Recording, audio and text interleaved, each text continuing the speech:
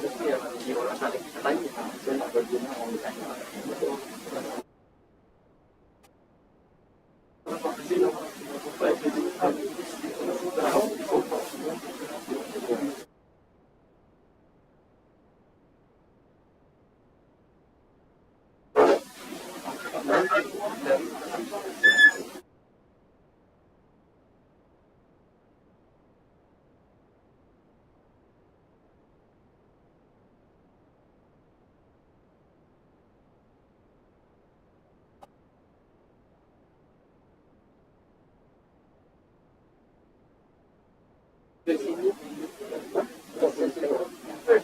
Oh, nak modal betul kan? Kali pergi je.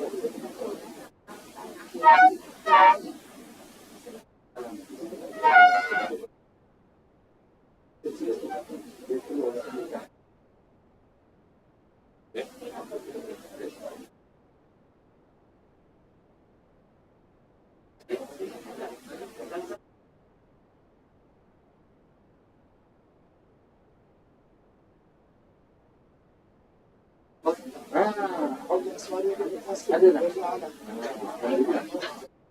Saya tak berhubungan dengan saya tak lagi suara tu.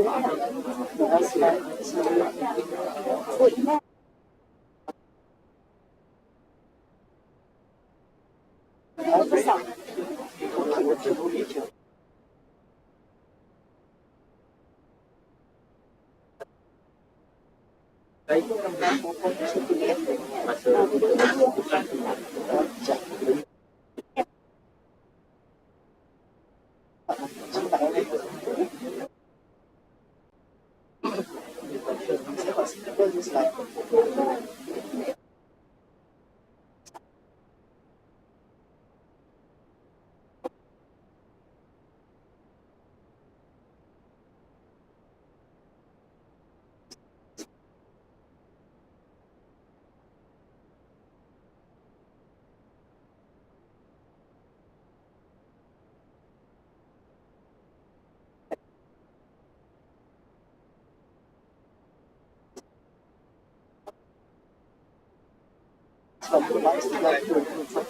Oh, itulah saya tak berani nak pakai sangat.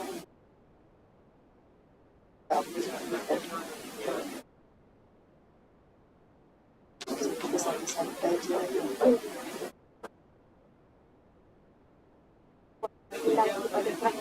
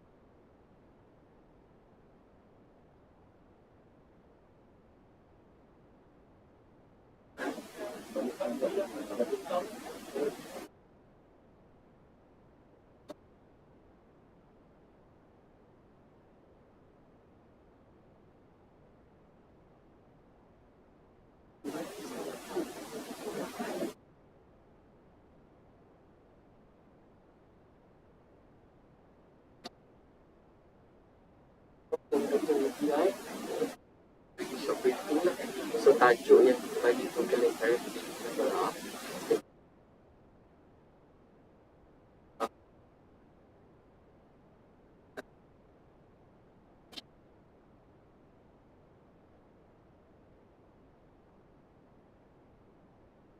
pengalaman yang berbeza dan di segi kepakaran macam banyak macam pendidikan dari segi visual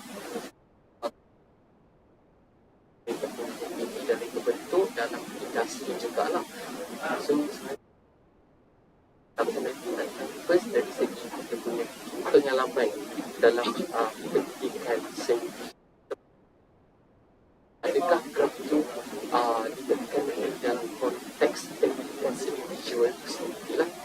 Kemudian dari segi pengalaman lepas tu dari segi pandangan, dan banyak sekali saya akan tanya dari segi kesimpulan tu. Saya bagi awal dia punya soalan ayat dia macam saya bicara tadi, akademik dan kemulayan atau itu tak perlu kita discuss sebab kita fokus dalam konteks admission boleh buat perbandingan laluan negara nanti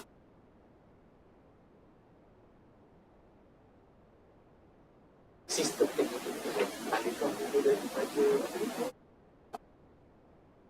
teridentifikasi semua dah faham banyak dah identifikasi dah pernah so itulah kita nak bincangkan sebab dalam konteks Hari Kebangsaan ni kita akan share dengan kita lalu kita punya portal juga, so orang boleh nampak lah. Fokus dia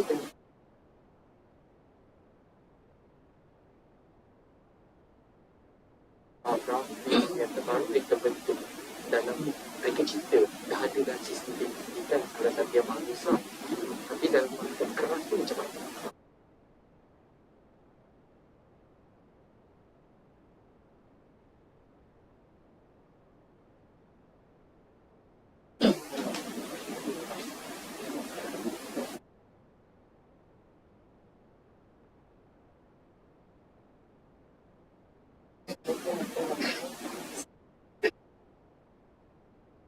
Assalamualaikum warahmatullahi wabarakatuh. Okey, hari ni kita punya seminar saya nak nampak santai. Ada penglibatan audiens yang orang kata secara maksimal lah.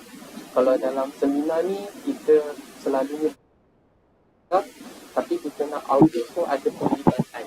So dekat sini audiens Kat sini kita nak macam audiens tu orang kata adalah kita punya keutamaan untuk faham apa seminar ni. Okey. Saya punya hari ni tajuk topik perbincangan kita adalah Kelestarian dalam pendidikan Kraf negara, Sustainability on National Kraf Education. So kita akan bincangkan tajuk ni dan saya Abdul Halim adalah pengarah kanan Institut Kraf Negara sendiri, dan kita nak matlamat seminar ni adalah audiens faham bagaimana kelangsungan pendidikan Kraf di dalam aliran pendidikan di negara ini.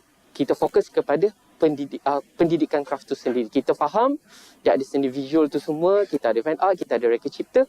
Bagaimana kedudukan Kraf ni dalam aliran pendidikan perdana di Malaysia, sama ada di peringkat awal hingga ke peringkat yang tertinggi.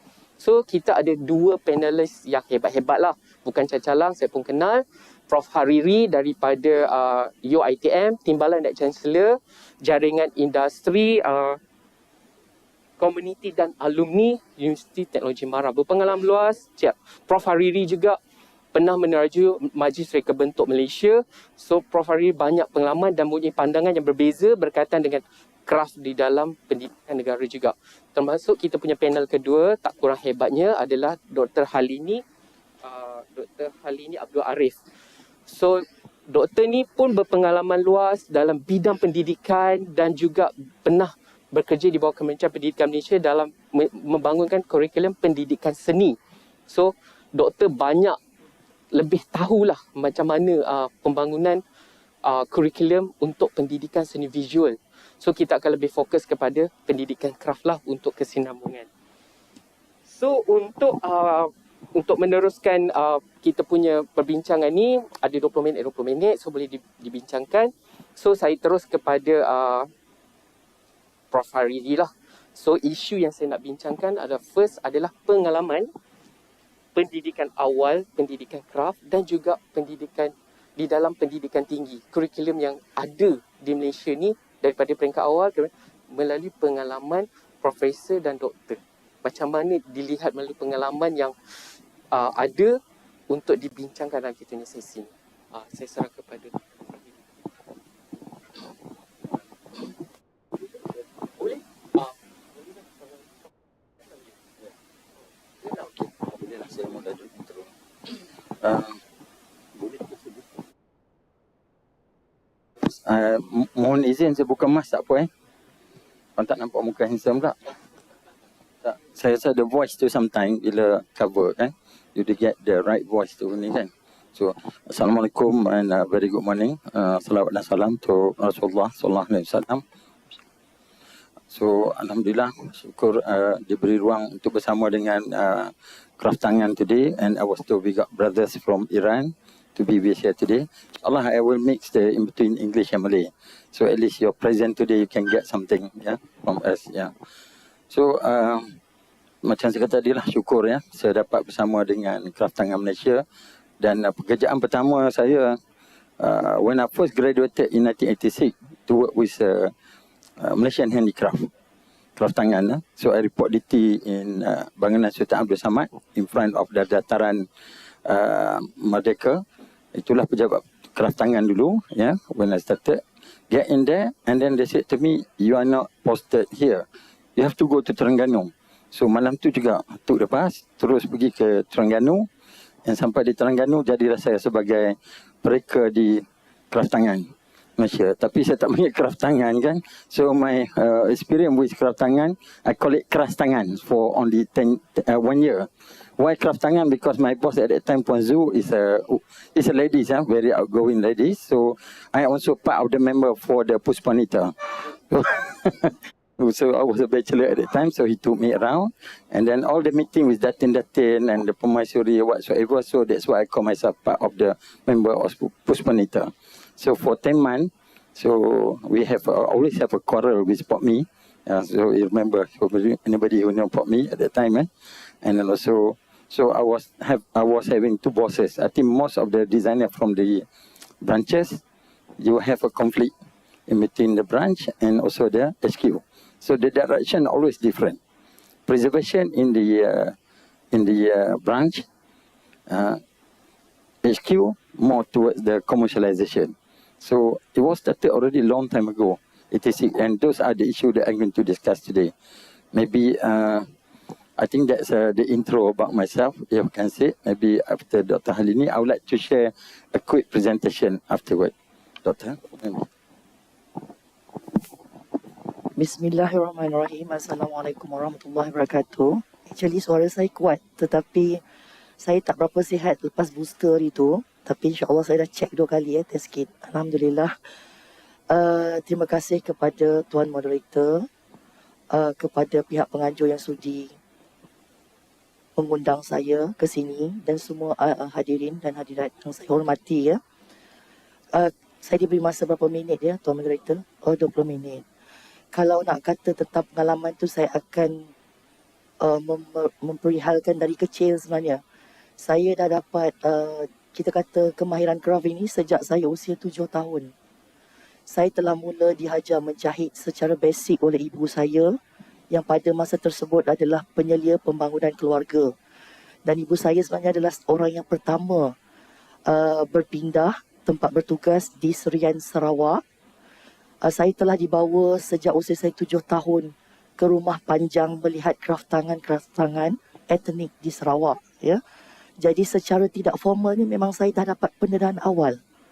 Ya, dan seawal usia 7 tahun juga, ibu saya telah menyediakan saya satu folder yang tebal untuk mengajar saya bagaimanakah teknik-teknik jahitan. Pada masa itu setiap kali kami menjahit, saya akan lekatkan dalam file dan saya akan melabelkan nama. Contoh jahit jelujur, jahit kias, sembat susuk dan sebagainya. Jadi pada masa itu saya tidak tahu mengapa saya diajar begini. Tetapi saya ini, generasi saya ini tukang jahit. Nenda saya tukang jahit, ibu saya tukang jahit. Dan saya diizinkan Allah menyambung pengajian dalam bidang seni reka fashion sebenarnya adalah kerana memenuhi hasrat ibu saya, yang dia nak salah seorang daripada anak dia untuk dapat meneruskan legasi. Ya? Dan saya berpatah balik pada usia saya masa darjah 6. Setiap minggu saya akan kayuh basikal ke kedai tukang jahit. Kalau tak silap saya nama dia Lily ke Susan, saya lupa. Tetapi saya pun hairan mengapa pada waktu itu saya tidak seperti kanak-kanak yang lain. Ibu saya telah mengatur perjalanan saya, menyusun jadual saya untuk saya tidak membuang masa. Jadi seminggu 2 kali saya balik sekolah, saya akan kayuh basikal pergi ke Pekan. Pada waktu itu saya berada di Semenanjung untuk saya belajar menjahit. Dan Alhamdulillah pada usia 12 tahun saya telah menghasilkan 12 rekaan pakaian tradisional dan moden. Dan semenjak itu setiap tahun pada zaman persekolahan menengah saya menghasilkan baju sekolah sendiri sepasang, termasuk tudung. Ya. Dan pakaian-pakaian yang masih ada saya simpan, itulah yang saya bawa ke pada masa itu ITM Shah Alam untuk saya menyambung pengajian ijazah sarjana. Pada masa itu saya bawa saja baju tu, adalah beberapa helai yang masih ada termasuk baju ibu saya. Dan sebenarnya Prof Hariri ni juga adalah salah seorang panel penemu duga, dan kalau masih ingat saya bawa beg dan saya bawa baju tersebut. Beliau adalah antara saya panggil guru. Jadi kemahiran yang kita dapat pada masa saya kecil itu tidak formal, tetapi akhirnya dia menjadi satu pendidikan yang formal secara teori dan saya praktikkan, ya. Dan saya punya ijazah sarjana pula dalam bidang persuratan Melayu. Di situ nampak kan kita punya silang disiplin ilmu daripada pendidikan seni ke fashion. Kemudian setahun, ya, sebelum ijazah sarjana itu saya menyambung dalam bidang visual art education lah di UiTM Shah Alam 2001. Itu kita dapat formal lah dalam bidang education untuk kita bergelar seorang guru pada waktu itu. Dan kalau ditanya kenapa ya saya ambil persuratan Melayu, sebenarnya dia ada hubung kait secara tidak sedar kerana apa yang saya kaji pada hari ini untuk saya punya PhD, ya, saya mengkaji tentang seni ukiran, ragam hias gunungan mimbar di alam Melayu, tetapi membuat perbandingan di Aceh khususnya.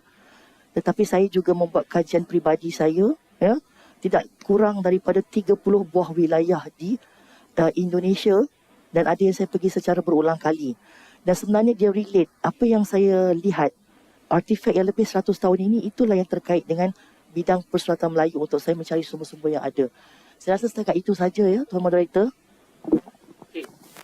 Okey, terima kasih banyak atas perkongsian pengalaman. Nampak Alhamdulillah pengalaman dari kecil, termasuk doktor dan Prof juga pernah bekerja di Kraf tangan sini. So maknanya perspektif Prof dan Doktor adalah lebih luas daripada kami sendirilah. So boleh berkongsi.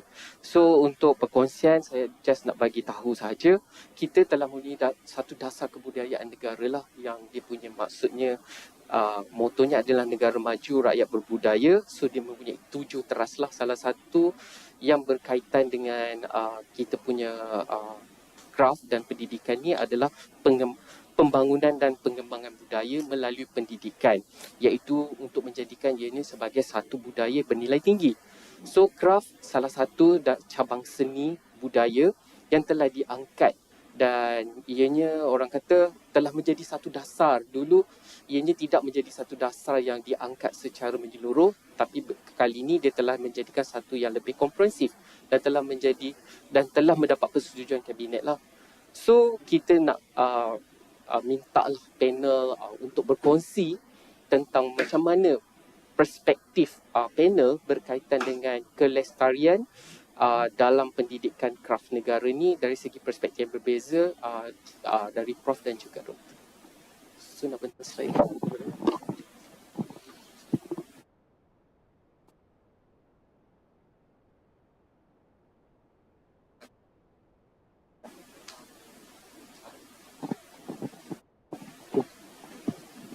Saya mohon izin berdiri, ya. Seterusnya akan menampilkan sebuah lagu yang bertajuk. Jadi, okey. Kan pagi-pagi ni kan kita ni.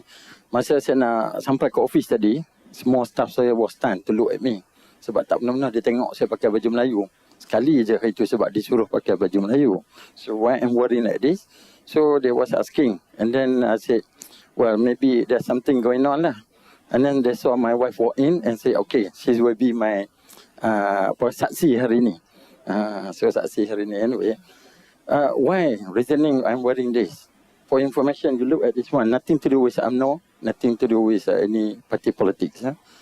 This is was created through the pineapple. Daripada serat benang nanas. And this sampai was created and given to all the imam tahun 1957. Masa tu bulan Julai 1957, 1957, for the National Independence Celebration, the 31st August. So my grandpa is one of the imam. So they were given 3 samping. Number 1 samping with bunga nanas, so corak nanas, songket nanas, color kuning, and the other one is kapalaya, which is purple and gold color, gold thread. And this one is a crease and silver. So the 3 of them and 2 lagi dah habis, dah makan diri. And so luckily I have this one, and I was told by Prof. Dr. Abaya, who did some study on the songket, and he said what I'm wearing is the only one of the best he found out throughout the Malaysia. Even in museum also, there's nothing. So Kraf tangan, you want to hire, and then we can discuss about the price. So either by hourly or by day. So anyway, so I'm very proud. So today I'm just wearing this one purposely, so just want to share. Macam mana kita punya tradition can last long. So it's already 65 years old. 65 years old, much older than me. So I'm 58, inshallah next year, 59, I'm going to be 59. Next year I'm going to go for my retirement. So I'm going to be 60 next year. But I'm very, very, very proud to be here. Like Dr. Halini just now, I remember she bring the whole bag. When she mentioning about doing the, all the stuff for the interview, it's recalled my mind straight away before she mentioned that I was the panel. I remember her. I did interview with Prozim Lee together, So anyway, 36 years I was with Kraf Tangan together with the KP at that time. He reported T in SQ, I reported T in Kelestarian. And then came in, is my, always have a quarrel with the TKP, Puan Adidah, itu bergaduh selalu dengan saya. And we also a good friend. Gaduh-gaduh and then we go and have a tea together. And then come back bergaduh lagi. Buat duit dia jaga duit. And also the other TKP also. When so also partly kebetulan duduk dekat kampung saya juga. So we get to know each other very well. So for 36 years my involved with Kraf, and then I've been doing some observation and then comparing to what had been done in other countries. Some of our students included from the Middle East, from Iran. I got some student from, one student from Iran. I got the other one from the Saudi. So they are doing something to do with their own craft and tradition. One about the chandelier design, preservation of chandelier and commercialization of the chandelier. And they have a quarrel with the father. So we are looking forward either we should preserve or should move. Sama ada kita nak preserve atau kita nak move further. So I'm sharing this about Kelestarian Pendidikan Kraf Negara, So maybe a quick slide, quickly. So, alright. So I take the caption. Design is powerful weapon for companies to differentiate their products and function. Definitely, by through the design. So we get to know like Dr. Halini, I knew her with all the black clothes. Most of the time always black. Correct me if I'm wrong. But every time I meet her, that is become her identity. When I met my wife before also, always black. But after she married me, the color start coming. So maybe the scarf and so on. So I asked her to change a bit, So maybe we have a different, why the changes need to be happen in some situation? Because to suit dengan environment. Kita nak suit dengan environment. So we cannot deny that the design need to be done. And then heritage and identity is a preservation. Tapi boleh kita carry forward. Right? So dalam konteks saya nak cakap tentang Kelestarian pendidikan. Tak gerak tu tekan. Okay. Alright, next. Okay, I'm just sharing this one. My daughter would like to have wedding, right? Ini bukan wedding, ini engagement. Bila nak buat engagement, dia minta dengan saya nak spend duit, some money. So hire orang datang ke rumah, cost about at least RM1,000, betul tak? Nak preparation and so on. I said, I would rather spend this RM1,000, go for other thing. So use your creativity. So maybe you spend RM200, we still get the same thing. Can we move? Tadi yang dibuat oleh wedding planner, ini saya buat. So apa saya buat senang je, letak bunga, bubuh tulisan kat belakang. Cost me about RM150, beli cat, letak bunga, keliling rumah. Still, I think better than the one before, kan? So the cost of it of RM800. So we can utilize untuk makan, untuk benda-benda lain sebagainya. So what I'm going to share here is about the creativity. So creativity is very important. So I'm not teaching you, just nak share about creativity, So kat sini siapa yang, anybody who are not creative here? Wah, semua orang kreatif, hebat. Who are not creative? Okay, raise your hand. I'd like to know. 1, 2, 3, 4 people. Okay lah, you be honest. But actually, everybody is creative. God give you creativity. Creativity is an inborn capacity. You cannot deny. If you think that you are not creative, anybody in this room ni, comment soalan saya tanya, siapa kat bilik ni in this room never lie to your parent? Anybody? Anybody that never lie to your parent? So you already lie to your parents, show that you're creative. It's just a matter how to use that creativity in the right way. Right, then, okay? So go next one. Okay. My presence here today is not to change everybody's mind. just to share some opinion, some thought that may change the future of our economic growth for the country. So my presence is not as a Deputy Vice Chancellor, but I'm very proud to be part of the craft tangan, to be part of the craftsmanship people, because my grandpa also last time buat rumah. So bila buat rumah involved with the craft. So from this one you look at it, consider how hard to change yourself. So it will be much more difficult to change others. But this is one of the session I believe that we can share. Kita share kita punya pandangan, projection ke depan. Mungkin ini yang perlu kita buat perubahan. Kadang-kadang orang kata termenung sejenak tu lebih baik daripada 1000 kali sembahyang sunat. Sama ada hadis tu sahih or not, doesn't matter. Yeah? For you to just to sit and think for 1 second is better than 1000 pray. So of sunat. So why they say that? Sebab 1 minit tu mengubahkan persepsi, memberi manfaat lebih banyak kepada ramai orang. So that's the reality. So dalam Kelestarian Pendidikan Kraf, saya tengok ada 4 tempat lah. Pertamanya IKM lah. So alhamdulillah, Cik Alim semalam saya dengar dekat radio sepanjang perjalanan, dia bercakap di radio. Quite interesting juga Cepat dia dengar. Sampai saja mesej saya terus on radio So around 40 minutes on the journey, so I listen to very clear explanation, very good, quite encouraging. So it's like as if on the phone, is it? Zoom. Interesting. Zoom. So almost the whole conversation that I've been listening through. We have the Institute Kraf Negara, and I was part of the board before this. Alhamdulillah for many years. Maybe after certain years, I need to have a break. So they asked me to have a break. So we don't have disagreement, but sometimes we need to move forward. If not, what for we maintain the Institute Kraf. And then we have the UMK, University Malaysia Kelantan. So they talk about heritage, they talk about preservation of those kind of things. But when you look at the project, it doesn't really serve to what it's supposed to serve. So it's quite different. Another one, kita ada Aswara. Aswara pun buat seni budaya dan warisan. Okay. Dan kita ada juga baru sekali ni Politeknik Besut. Supposed to be open June. Supposed to be open June this year. Unfortunately, due to some changes of the MQA2, so they have to change it, and they will have to, most probably in September this year. Most probably. Why I mentioned this Politeknik Besut on the same time? Because they have a different curriculum.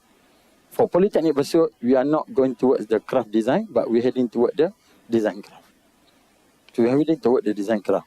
There may be some disagreement with many people, but we have to move. If you don't move, and then we'll be stuck somewhere. Okay? I don't want to make more time. Japan modern craft movement is happening now. Okay? Looks like.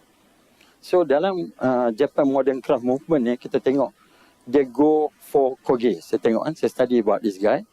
They bring 13 group of designers to work with the craftsmen of people, but on the same time maintaining what is supposed to be the Japan identity and heritage. So they bring it into this product. For example, it's a plate. This is a plate. They got the tradition. They got the modernization. Modernization not necessarily in terms of design, but can be the design technique, can be the design of production, can be the design of the management. So design mean many things to many people. How you interpret design, itu yang penting. Kita nampak design ni tangible product. Design can be in any form. Okay, come. Okay, ini dia 13. Kalau kita tengok mangkuk Jepun ni, jangan sebut, kalau orang Jepun sebut mangkuk bahaya kan. Saya pernah tu makan, tengah minum udong Kebetulan masa tu dengan wife kita kat Jepun, dia buat 10 of them, so we having the udong. After that, saya pun tak tahu bahasa Jepun Saya kata, cantik mangkuk ni. Tersembur keluar seorang tu kan. So, I said, why? I said, don't mention mangkuk, don't mention mangkuk. I said, no, I like the mangkuk. It's nice. And punya mangkuk mean the private part of the woman. So, imagine, so you were eating and then you say mangkuk. And same thing with the cincin, it's a man private part. So, be careful. Sometimes, this is the beauty of heritage. And the beauty of, what we call it, semiotic, semantic and semiotic. So, how we interpret those things. Okay, kalau kita tengok yang bowl Jepun ni, actually they curve like that, but they give a little bit of radius to the design and look much more modern, but they still preserve the technique, they still preserve the whole thing and give a better value to the product itself. So maybe I pun tak mau ambil longer time sebab ni lagi, next. So dalam konteks ni we talk about traditional art and craft movement. Stay about the tanggam. It's just a method the modernization of the tanggam to suit is a product. The preservation is still there. The only different, last time kita guna craft tangan, guna pahat dan sebagainya. Today we can use CNC. But at the end of the day for me is the finishing that resemble the craftsmanship. So why I bring up this issue, sepanjang tu nak baca, nak tulis and so on. Why I bring up the issue? Kita tengok which one? The preservation or the commercialization? Abeja, kita dah berjumpa dengan dia. Kita dah buat program dengan pengukir Malaysia, antara MTIB dengan pengukir Malaysia dan juga a group of designer from Tanggam. So, we call it LACA program. In this LACA program, all about design craft, no craft design. The first presentation, Alhamdulillah, majority 70% craft design. So, we rejected all the design.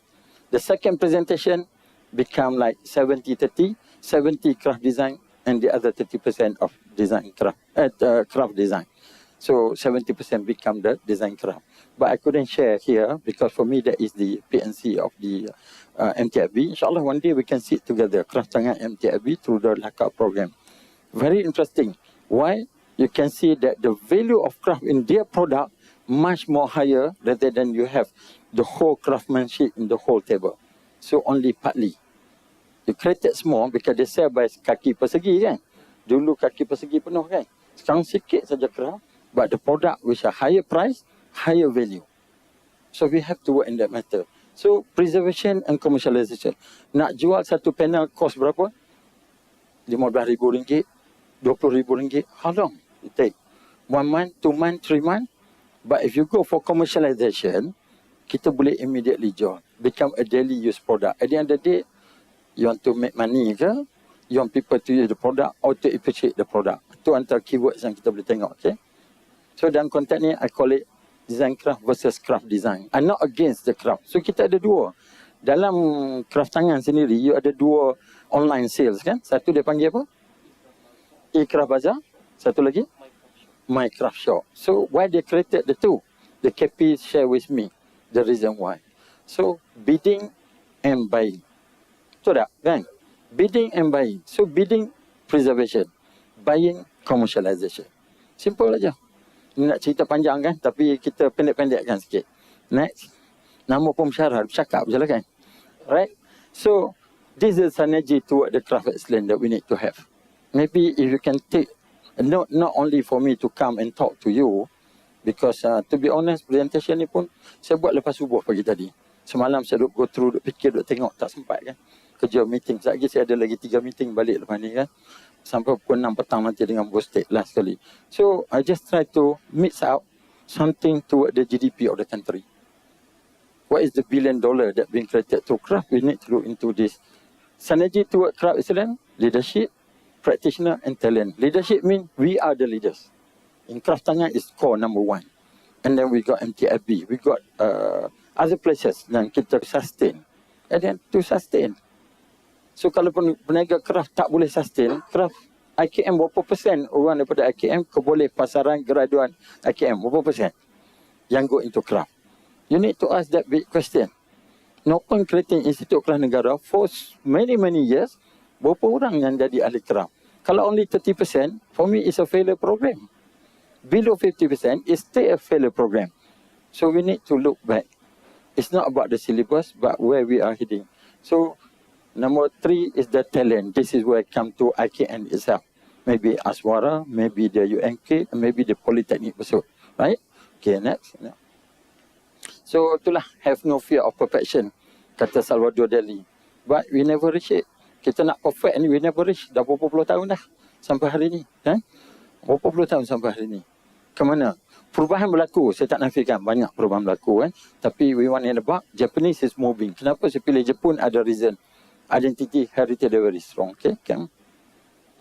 So to do this, creation of strategic partnership, I see number 1, participation of agencies and member of society. Ini penting, very important. So craft tangan should be the lead of it. Dengan dasar kesenian negara kita dan sebagainya lah. Dengan polisi yang ada. Establishment of the right ecosystem. What you mean by right ecosystem? Maksudnya, siapa yang nak involve? Kita ada team yang preserve, kita ada team yang commercialize. Tapi nak maintain the heritage identity tu kena ada right ecosystem. So it's not about suka-suka buat sikit kita panggil craft. Bila orang buat batik sikit, semua panggil batik. Whereas batik is the process, correct me if I'm wrong kan. Tapi we can call the essence of batik on certain product. Bila the essence of batik give the exclusivity kepada produk tu sendiri kan. Kita kena tengok. So this the thing that maybe you should break off. Actually dia ada banyak detail lah. Saya pun tak nampak nak cakap kan. Value impact and customer on society acceptance. Itu penting lah. Market kita study. Boleh menerima tak boleh terima. But I believe insyaAllah 80% will accept this easily. Will accept this easily. 80%. We can do this and try this, make the survey. Yeah. Even though saya dah pension nanti pun I don't mind to be part of it. To help this. Balance goal of craft, modernism and sustainability. Ini kena ada dua. Balance. Modern dengan sustain. Kalau modern cannot sustain, baik kita preserve. Betul tak? Kan? So kita kena tengok. And lastly, about United Nations, national and international recognition. So this is quite important. Alhamdulillah, tahniah kepada craft tangan yang memperjuangkan songket to be part of the thing. So dah dapat pun recognition daripada United Nations, UNESCO kan. So we hoping more and more things coming after this. And then this is the thing that we should be proud and to move forward. Yeah? So and lastly, itulah sebaik-baik manusia why we are here today. This is our job. Sebaik-baik manusia ada yang paling bermanfaat bagi orang lain. The most peaceful person, the most enjoyable person, when you can benefit others. And insyaAllah, for what we are doing, remember, whatever we said, whatever we mentioned, whatever we created, will benefit people. Pengusaha yang bagus, dia ada banyak pekerja, so they have to generate income, plus dia bagi ekonomi to other orang yang bekerja dengan dia. Itulah yang saya nampak kan. So with that, maybe thank you. Mungkin ini will spark something in between preservation and commercialization, design craft and craft design. Terima kasih. Okay, terima kasih Doktor. So kita lihat banyak perkongsian yang diberikan, antara poin-poin yang diberikan adalah dari segi early life experience kita yang sebelum tu banyak memberi impact kepada kita punya dari segi kefahaman tentang pendidikan craft itu sendiri. So Doktor juga ada membincangkan berkaitan dengan pengalaman yang dibawa daripada Jepun, iaitu dari segi design production and design management penting dalam kita melaksanakan sesuatu design ataupun rekaan craft terutamanya yang nanti kita akan bincangkan, adakah benda ni perlu di dalam pendidikan kita dimasukkan, adakah secara orang kata totally ataupun orang kata equal lah dia punya pendekatan. So traditional and modernization itu bukan adalah satu masalah, tapi perlu ada penerapan nilai-nilai tradisi itu dalam perspektif yang berbeza. So seterusnya dengan Dr. Halimi lah. So bagikan sedikit perkongsian bersama itu. Saya mohon duduk sebab agak okey, baik. Saya yang ini saya tak sempat nak masuk ke dalam slide. Sebenarnya kalau kita berbicara tentang kurikulum, sejak di awal sekolah rendah, dalam kurikulum standard sekolah rendah KSSR, bermula tahun 1 sehingga tahun 6, jelmakan dalam dokumen standard kurikulum pentaksiran di SKP. Kalau ada anak-anak di sini, cuba lihat di SKP Pendidikan Seni Visual bagi mata pelajaran pendidikan seni visual. Tahun 1 tu kita ada dipanggil dia ada modul yang memang menekankan tentang di sini kita ada mengenal craft tradisional. Bermakna dari awal pihak bahagian pembangunan kurikulum telah menggubal kurikulum di peringkat yang paling awal. Bukan kita temukan pendidikan seni visual ini di sekolah menengah, tetapi sejak dari sekolah rendah. Dan antara craft yang diperkenalkan, kita sebenarnya nak murid itu mengenal. Kita tidak terlalu mendalam seperti sekolah menengah. Sebagai contoh, alat pertahanan diri, alat permainan, alat domestik dan alat perhiasan diri. Mana kata dah ada. Kita bermula dengan bahasa seni visual tetapi tidak begitu terperinci. Apa yang kita inginkan adalah murid kita ini kalaulah kata tembikar, mereka tidaklah menggunakan tanah liat. Tetapi kalau ada, apa salahnya? Kan?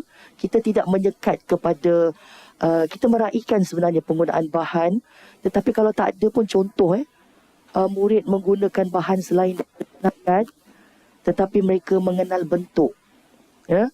Dan mereka juga diperkenalkan secara, kita kata, khas tentang tokoh dan apresiasi. Mana kata ada, bukan tak ada. Dari awal sudah kita tengahkan, sudah kita jelmakan. Dan kita boleh kongsi yang berikutnya. Slide. Okey. Kraf tradisional khazanah warisan mencerminkan identiti bangsa. Ya? Makna kata, inilah sebenarnya hasrat kita. Kita bukan nak terlalu mendalam, tapi sekurang-kurangnya mengenal. Mungkin mengenal bentuk bagi murid-murid sekolah rendah. Di sekolah menengah, mereka mengenal tentang sejarah sebagai pengenalan di bahagian persepsi seni, dan mereka menghasilkan secara praktiknya, dan mereka ada apresiasi di bahagian akhirnya itu berkisar tentang karya mereka sendirilah. Dan kita juga tidak membataskan dari segi penggunaan media, bahan, menunjukkan sudah pasti penghasilannya berciri contemporary, ya, tidak terikat dengan tradisi. Tradisi di bahagian awal hanya untuk mereka mengenal, bermula dari tradisi sebelum mereka ni nak menghasilkan secara contemporary. Dan sejajar sebenarnya perkara ini dengan aspirasi murid, ya. Identiti nasional, dia ada 6 aspirasi murid. Satu daripadanya adalah kita nak melahirkan murid yang beridentiti nasional. Dan kita boleh lihat dalam Pelan Pembangunan Pendidikan Malaysia PPPM 2013 sehingga 2025. Ini hasrat, ya, Kementerian Pendidikan. Dan saya nak bagi contoh lah, dan saya selalu memberi contoh ini kepada pelajar saya yang merupakan bakal-bakal guru di sekolah menengah, ya, di UPSI. Jadi kita melihat kraf tradisi ini, sebelum kita nak berbicara yang contemporary, kita nak dalam kalangan pelajar kita atau murid kita itu bukan setakat mengenal kraf, tetapi melihat kraf itu sebagai sesuatu yang bernilai sejarah, tidak lapuk dek hujan, tidak lekang dek panas. Kita boleh lihat slide berikutnya, saya memberi satu contoh. Ini sebenarnya adalah mimbar Masjid Karya Linggi. 1796 ni adalah tahun yang baru dikenal pasti. Saya telah berusaha dengan pihak museum di Negeri Sembilan dengan curator sendiri. Bagaimana kita dapat mengenal, ya, kerana berdasarkan kajian kita dah membaca pada ukiran-ukiran tersebut. Ukiran-ukiran lama ni yang lebih 200 tahun, bagaimana nak mengenal pasti tahun yang tersembunyi itu, kita ada satu kaedah. Itu pun berdasarkan pengalaman, ya. Jadi kenapa saya tunjukkan contoh ukiran mimbar, kerana dalam kita punya kurikulum kebangsaan, dalam DSKP kurikulum standard sekolah menengah, pada tingkatan 4 kita ada ketengahkan tajuk seni ukiran. Ya, dalam tu ditampilkan tokohnya, ya, diketengahkan tentang teknik-teknik ukiran. Jadi apabila saya berada di universiti, kita mesti menunjukkan kita seorang pendidik yang memberi contoh. Kita pendidik tetapi masih belajar. Ya, kita masih lagi belajar. Jadi bila tunjuk ni mereka kagum. Ada yang duduk di Negeri Sembilan tapi tak pernah kenal. Tetapi artikel tentang ni belum lagi dipublish, ya. Sebab rentetan daripada 2 mimbar yang saya temukan, barulah menemukan ini yang saya kata kembar 3. Tapi ini yang paling tua yang kita temukan beberapa bulan lalu, ya, di Masjid Karya Linggi. Jadi bila kita tunjuk contoh, kita punya pelajar ni dia rasa teruja. Oh, tak sangka ya hebatnya ukiran lama. Sebab dalam sebuah mimbar ni sebenarnya kita ada pengukir lama mengaplikasikan teknik-teknik yang murid kita, pelajar kita pelajari. Jadi apa yang kita tunjukkan contoh itu ada kaitan dalam mereka punya kurikulum. Tetapi ini hasil yang kita kata siap dalam bentuk sebuah mimbar.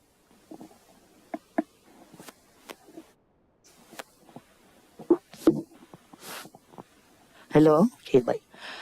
Seterusnya, ini yang saya kata bernilai sejarah tadi, ya. Kita nak kraf itu dikenali, bukan sekadar kraf itu, tetapi ada nilai sejarah yang tersimpan di sebaliknya. Seterusnya, okey, bidang seni kraf dalam kurikulum kebangsaan, ya. Kurikulum standard sekolah menengah ni telah dilaksanakan secara kohort, maksudnya berperingkat, mulai tahun 2017. Makna kata, tingkatan 1, 2 dan 3 untuk pelajar ataupun anak-anak kita di sekolah menengah, statusnya wajib, bukan elektif. Wajib. Nak tak nak, tak ada pilihan, murid itu perlu melalui sesi pengajaran dan pembelajaran pendidikan seni visual. Kerana dalam mata pelajaran inilah akan kita temukan bidang seni craft. Ya. Bidang seni craft dalam kurikulum standard sekolah menengah ni mulai tingkatan 2 sehingga 5. Kenapa tingkatan 1 tiada? Dia sebenarnya bukan tiada. Tingkatan 1 itu kita tekankan aspek bahasa seni visual. Ya, dan kita ada ketengahkan juga pemikiran seni visual yang antara topik yang terkandung dalam bidang tersebut adalah kebolehpasaran. Ciri-ciri kebolehpasaran, agak apa yang dipelajari nanti untuk tajuk seni craft, kita fokus seni craft daripada hari ini. Mereka memikirkan bukan sekadar buat, bukan sembrono, ya, tetapi aspek bahasa seni visual. Dulu saya pernah mengajar, tetapi pada waktu itu kita tak ada lagi kurikulum yang baru ni. Jadi saya sering cakap dekat murid saya pada waktu itu, sekolah menengah, cuba kita buat sesuatu karya yang apabila kita tunjuk, orang rasa nak beli. Maksudnya dia ada ciri kebolehpasaran dekat situ. Jangan kita sonok sendiri, kita je yang tengok suka, cantik, indah, tapi orang lain tak berkenan pun. Ya, jadi aspek keindahan, kalau Prof Hariri ni lagi lah lebih kan, dia berbicara tentang mungkin bentuk, fungsi, tetapi nilai estetik terhadap produk craft ni maknanya kita benda tu adalah melalui kemahiran, ya. Dan ini adalah antara tajuk, saya keluarkan semua tajuk, kita boleh lihat di situ, ya. Tajuk seni sulaman, seni seramik, seni tekat, seni anyaman, seni ukiran dan seni batik. Bukan kita tak nak letak semua, tetapi setiap daripada mata pelajaran ini kita ada, nak cakap apa, bukan polisi lah, mesti ada satu ketetapan dari peringkat atas yang mana kita perlu pilih. Sebab masa kita sangat terhad, banyak mata pelajaran lain telah diperkenalkan termasuk bahasa. Jadi kita dah buat pemetaan sebelum kita menggubal kurikulum, mana yang kita nak ketengahkan. Tetapi kurikulum ini kan sentiasa berkembang. Mungkin pada satu masa dibuat pemetaan akan ada yang kita ketengahkan, yang belum sempat kita ketengahkan. Baik, seterusnya. Ciri kebolehpasaran produk seni craft. Ini memang saya ambil dari DSKP, ya, sekolah menengah. Sebab DSKP itu sebelum ini saya berada di bahagian pembuanan kurikulum pada tahun 2013 sehingga 2017. Dan DSKP Pendidikan Seni Visual pada waktu itu saya mempengurusikannya bagi DSKP punya pembangunan kurikulum. Jadi insya-Allah lah setakat ini saya ingat, dan hikmah saya berhijrah ke UPSI sebenarnya menyambung. Ada kesinambungan dulu sebagai penggubal, sekarang bagaimana saya nak berkongsi ilmu dengan pelajar saya untuk mereka implementkan di sekolah sebagai seorang guru sekolah. Jadi kita lihat di situ, dalam DSKP, dalam KSSM sekolah menengah ni ada penerapan elemen merentas kurikulum. Saya ambil 2 contoh je. Dia ada 10, ni saya keluarkan 2 je yang relate dengan kita, kreativiti dan inovasi. Bagaimana murid di sekolah itu dia boleh menggunakan imajinasi, menjana idea, mencipta sesuatu yang baru. Contoh kalau seni craft itu, kita bukan nak minta dia buat sama dengan yang ada pada masa yang lalu, tetapi mereka cuba mengolah, ya, menghasilkan sesuatu produk atau karya tu bernilai komersial, ya. Dan ada aspek keusahawanan juga yang akan membentuk ciri dan amalan keusahawanan sebagai budaya dalam kalangan pelajar. Makna kata murid itu, kita nak murid tu jadi ada berciri keusahawanan, tetapi guru yang mengajar tu pun maksudnya penerapan melalui teori, ya, dan praktik dan seterusnya. Perlu rumusan ke terus? Belum lagi kan? Boleh. Okey, jadi seni craft dalam konteks pendidikan craft negara ni wajar dilestarikan antaranya melalui seminar atau forum macam ni kan. Kadang-kadang kita nampak memang macam sikit yang hadir, tetapi yang sikit ini boleh menyampaikan kepada yang ramai. Ya, kadang-kadang ramai datang tapi tak serap dalam jiwa tu, tak ni juga ya. Dan perkongsian ilmu berkenaan hasil produk seni kraft toko usahawan tempatan. Macam sebelum ni saya berkesempatan dengan IKN kan, kita dapat melihat betapa berjayanya Bujin dalam bidang seni kraft batik. Jadi lihat pengalaman yang sangat rencam tetapi dia berjaya sampai ke tahap ini dengan usaha yang sangat gigih lah ya. Dari segi perbengkelan, makna kata pendedahan aspek teori dan kemahiran ya, dan pameran hasil produk seni kraft pengusaha tempatan ataupun toko, jaringan usaha sama ini antaranya ya, IPT, IKN, agensi, kerajaan negeri, dan HKK ini saya lihat sebagai satu platform menghargai seni kraft tempatan. Baik, terima kasih. Terima kasih Doktor. Dekat sini dapat dilihat dalam sistem pendidikan sekolah di peringkat rendah pun telah orang kata ditekankan beberapa ciri-ciri orang kata kurikulum yang ada di peringkat pengajian tinggi sebenarnya. Secara sedar atau tidak sedar, Wak kami di Institut Pengajian Tinggi pun tak perasan benda itu ada. Kita cuma tahu memang ada kurikulum atau silibus pendidikan kraft di dalam pendidikan seni visual. Dan salah satunya juga adalah bidang reka cipta kalau tak silap saya. Di sini saya akan mengutarakan isu lah, boleh dibincangkan dekat sini. Bagaimanakah kita punya kurikulum pendidikan bila kita mengasingkan pendidikan seni visual dan reka bentuk. Bila saya lihat subjek reka bentuk tu dia masuk ke kemudian. Macam Prof. Ariwi memang kita kata pakar dari segi reka bentuk dan industri, dan doktor pula berkaitan dengan heritage reka bentuk tu. Macam mana kita lihat orang kata, adakah pelajar ni dalam pendidikan orang kata ni secondary lah, tertiary untuk yang pendidikan tinggi, adakah mereka bersedia menerima silibus-silibus yang adakah ianya berat? Perlukah kita pengasingan antara pendidikan seni visual dan reka bentuk? Adakah dia boleh sekali? Sebab saya lihat macam pendidikan kraft ni sebenarnya dia lebih pada reka bentuk juga. So saya faham yang reka cipta ni lebih kepada bentuk-bentuk yang kadang-kadang dia lebih kepada yang critical thinking lah, macam robotik. Saya perasan juga ada pelajar buat macam tu. Tapi ada juga yang buat rekaan, ada yang buat transport. Tapi bagaimana pandangan kedua Prof dan Doktor? Adakah ini berat untuk pelajar terima di peringkat awal, sedangkan di peringkat tertinggi pun kita ada buat benda ni? Adakah itu persedia awal ataupun kena berperingkat-peringkat? Prof Hari. Kalau apa yang diterangkan oleh Dr. Halini tadi, very interesting lah. Mungkin dari segi kurikulum di sekolah dia lebih pakar. Cuma saya terlibat secara langsung daripada permulaan kita buat RC, reka cipta. Bermula daripada tahun 1994 RC. Sehinggalah ke hari ini, Alhamdulillah saya masih terlibat. Dah dulu kurikulum, kemudian tu pergi pada pentaksiran, kemudian dia masuk buku teks. Mudahnya lah. Kalau tengok dalam sistem kesinambungan daripada sekolah ke IPT, kita start dengan pendidikan seni, kemudian bertukar jadi seni visual, apa yang diterangkan oleh Dr. Halini tadi. Dan di samping itu juga kita ada RC, reka cipta. Dan satu lagi kita ada RBT. Pada saya sepatutnya RC itu menjadi RBT, reka bentuk teknologi. Tapi dia tukar kemahiran hidup, living skill menjadi RBT. Maka berlakulah konflik dalam konteks di kementeriannya. Dan persaingan berlaku antara RC dan RBT. Sepatutnya kita ada sistem yang cukup jelas dalam pendidikan kita, tapi mungkin kadang-kadang tu kita tak tahu. Mungkin people want to leave some trace of their heritage dalam proses pendidikan tu, maka dia pun tak memikir panjang. Padahal inilah, I'm very bold to say this, sebab saya disagree. Pada saya, kita ada seni visual, which is quite good apa yang diterangkan tadi.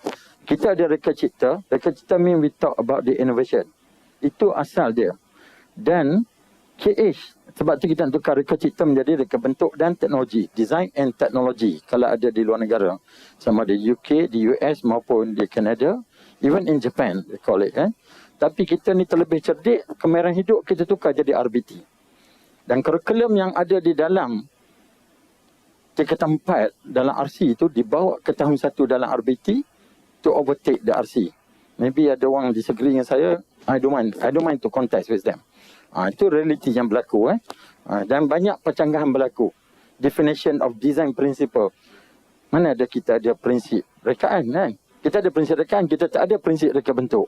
Tapi dalam RC dia ada prinsip reka bentuk.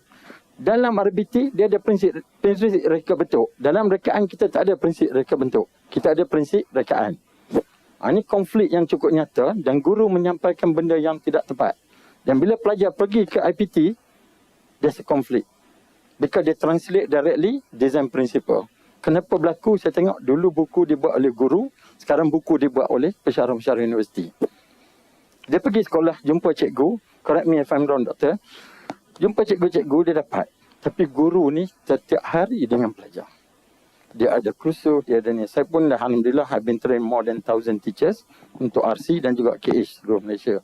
Dan kita dapat feedback. Dan semalam kita berbincang dalam guru RC Malaysia, masalah-masalah yang dihadapi oleh guru dan juga konflik antara RC dan RBT. Ini pun satu benda yang Kementerian Pendidikan kena tengok dan betulkan benda ni. Jadi itu perkara penting. Dan kita tengok juga kita ada sekolah seni. Kenapa dia tak panggil sekolah seni dan reka bentuk? Kan? Dia panggil sekolah seni. Patutnya dia panggil sekolah seni dan reka bentuk. Faculty of Art and Design. They have both element, art and design. Kan? Itu pun tak betul juga kalau tengok dengan Dewan Bahasa. Kan? Computer aided design dia tukar jadi apa? Lukisan dulu terbantu komputer. Lukisan tak sengaja terbantu komputer. Kalau kita kira logiknya, CAD, computer aided design, mean lukisan berbantukan komputer. Betul tak kan? Tapi kalau dah kita punya saya katakan tadi itulah, leadership is not right. So yang bawah-bawah pun tak betul lah juga. Ini benda yang kecil Benda yang kecil tapi impak dia besar. Impak dia besar. Kalau dalam buku menggunakan perkataan perspek, itu bahasa pasar. It's supposed to be acrylic. Tapi alhamdulillah kita dah betulkan. Ini banyak benda-benda yang kecil tapi impak dia masuk dalam mindset. Tapi balik pada tadilah mana kita ada seni visual, apa yang diterangkan tadi very nice. Dalam RC dia about design. Dalam RBT supposed to be kemahiran hidup, tapi dalam RBT sekarang ada apa? Chapter 4 and 5 tak silap saya. Dia ada tentang seni seramik dan seni tenunan. Pun masuk dekat dalam tu. RC pun ada sepatutnya living skill. So balik kita ada perbincangan sekarang ni, kami semalam berbincang tentang MQA dan juga TVET. Now pelopor kepada TVET adalah UTHM. And people are following. Because kenapa saya bangkit? Alhamdulillah saya terlibat dengan TVET daripada 2012. So we set the curriculum moving from sekolah vocational kepada college vocational. And the first cohort berada di ILP Selenda. Dan ILP Ledang. Okay? Ledang. Itu pun konflik dalam tu. Tapi alhamdulillah improvement been done from time to time.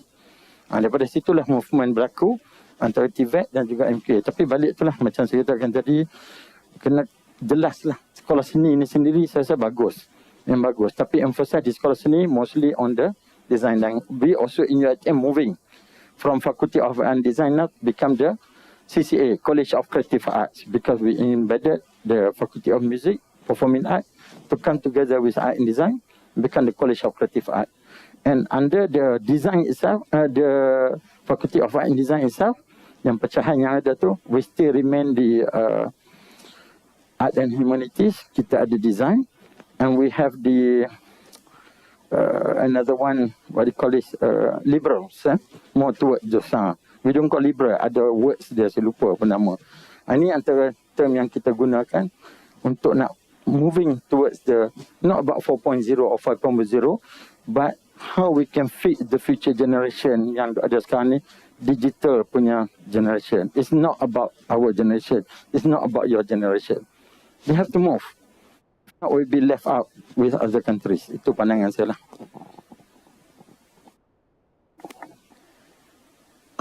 Baik. Saya bercakap dalam konteks di SKP sekolah menengah tadi. Kalau kita lihat memang kita ada mengasingkannya mengikut bidang. Contoh bidang seni kraf, reka bentuk, ya, seni halus.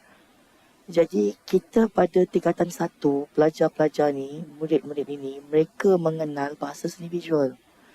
Saya rasa tidak menjadi isu dalam konteks kes SSM itu sendiri. Tidak jadi isu kerana pengasingan itu berlaku pada bidang. Bidang. Yang disebut oleh Prof. Hari tadi tu ada kaitan dengan TVET. Okey, jadi kita di SKP pendidikan seni visual saja. Sebagai contoh, sekolah rendah tadi yang saya sebut dia Kraf mudah saja. Dia Kraf mudah, tidak berat, mengenal saja. Masuk ke sekolah menengah ada pemeringkatan. Dia sama ada dia nak berjalan seiring atau kita kata terasing. Kita mengasingkan itu untuk memudahkan murid kita tahu komponen seni craft, reka bentuk, tapi dia akan applykan bahasa seni visual dalam tu. Nanti kesinambungannya juga adalah sekiranya mereka nak meneruskan di peringkat yang lebih tinggi, so arasnya adalah lebih tinggi lagi. Jadi kita di peringkat sekolah ini kita memperkenalkan mereka dan tidak terlalu mendalam, cuma di sekolah menengah. Apabila kita nak buat buku teks, sebab saya terlibat sebagai saya ketua penulis buku teks tingkatan 3 pada waktu itu dengan Telaga Biru, kita turun ke lapangan, kita rakam proses sebenar tokoh. Sebagai contoh, seni tekat kita pergi ke Kuala Kangsar, berjumpa dengan Puan Azizah pagi sampai ke malam untuk merakamkan proses yang dihasilkan oleh tokoh. Kita pergi melihat anyaman ke Sungai Baharu di, kalau tak salah saya di Melaka, dengan Ipoh, tokoh anyaman rotan. Jadi sekolah menengah tu lebih berat lah. Berat makna kata tu kita nak mengajar mereka tentang prinsip asas tetapi yang betul. Dan tidak bermakna apabila mereka nak aplikasikan dari segi penghasilan karya atau produk, mereka ada pilihan. Produk apa yang mereka nak hasilkan. Peralatan domestik, perhiasan diri. Dan kita tidak ada keterbatasan kerana kita mahukan murid-murid ini boleh bereksplorasi, bereksperimentasi sebelum mereka menghasilkan karya atau produk yang sebenar. Itu sajalah bagi pihak saya. Dan untuk mereka mendapat pendedahan yang lebih luas, tidak terhad kan. Waimah berada di universiti sekalipun, pensyarah mengadakan lawatan ke contoh ke sini kita bawa kompleks Kraf, ke tempat toko, bengkel-bengkel. So tiada had dan sempadan untuk memperkayakan ilmu dan kemahiran. Saya percaya pensyarah ni dia bukan setakat mengajar mengikut kita kata silibus atau di tempat kami panggil proforma. Kita juga menyediakan atau memikirkan juga bagaimana kita nak bawa mereka ni keluar untuk melihat kerajinan tangan ataupun produk-produk yang tokoh hasilkan yang akan dapat memberi motivasi dan inspirasi serta idea. Selebihnya mereka sendiri kita kata akan stylisasikan mengikut identiti mereka. Okey, baik, terima kasih. Alhamdulillah dapat penjelasan daripada kedua-dua panel. Nampaknya kita lihat ada pro and kontra jugalah dari segi penambahbaikan, dari segi silibus. Kita nampak ada kemajuan sebenarnya. Banyak beza daripada awal. Sebab saya pun generasi yang awal juga, dulu pendidikan seni, awal kita hanya kenal orang kata warna, bentuk. Lepas tu dekat sekolah menengah pun masih lagi mengenal teori seni, elemen seni. Waktu tu saya memang tak ada reka bentuk. Kami nak tahu ada reka bentuk teknologi, semua kat kemaran hidup. So saya nampak banyak perubahan. Sebenarnya kami di Institut Kraf Negara pun bila kita terima pelajar-pelajar, memang kita menitik beratkan dari segi syarat-syarat tu. Salah satunya dari dia punya subjek pendidikan seni. So memang kita mengambil berat, terutama bila mereka ada ambil reka cipta, reka bentuk tu. Bila kita nampak kebersediaan pelajar-pelajar tu dalam bidang jurusan craft yang diambil tu, mereka ni sebenarnya lebih bersedia daripada mereka yang ambil tak ambil tu. Kadang-kadang saya perasan sejak sekolah bila Dr. Halini kata dah jadi wajib pendidikan seni visual. Dulu tak ada. Sebab saya ada pengalaman pendidikan seni ni sekadar nak cukupkan kredit. Saya ingat lagi pelajar-pelajar yang orang kata dari bidang akaun, bidang sains, bila dia tak cukup subjek, dia ambil pendidikan seni. Waktu tu saya tengok, kenapa diorang kita bertungkul lumu buat lulus pula tu. Saya tengok scorer. So saya waktu tu kita kata, waktu tu saya tak faham lagi kan kenapa sampai tahap macam tu dia pandang. Tapi bila saya tengok subjek sekarang tu dia lebih detail. So dia bukan adalah satu orang kata digunakan sebagai batu loncatan untuk mencukupkan kredit. Dia tak boleh sesenang nak ambil.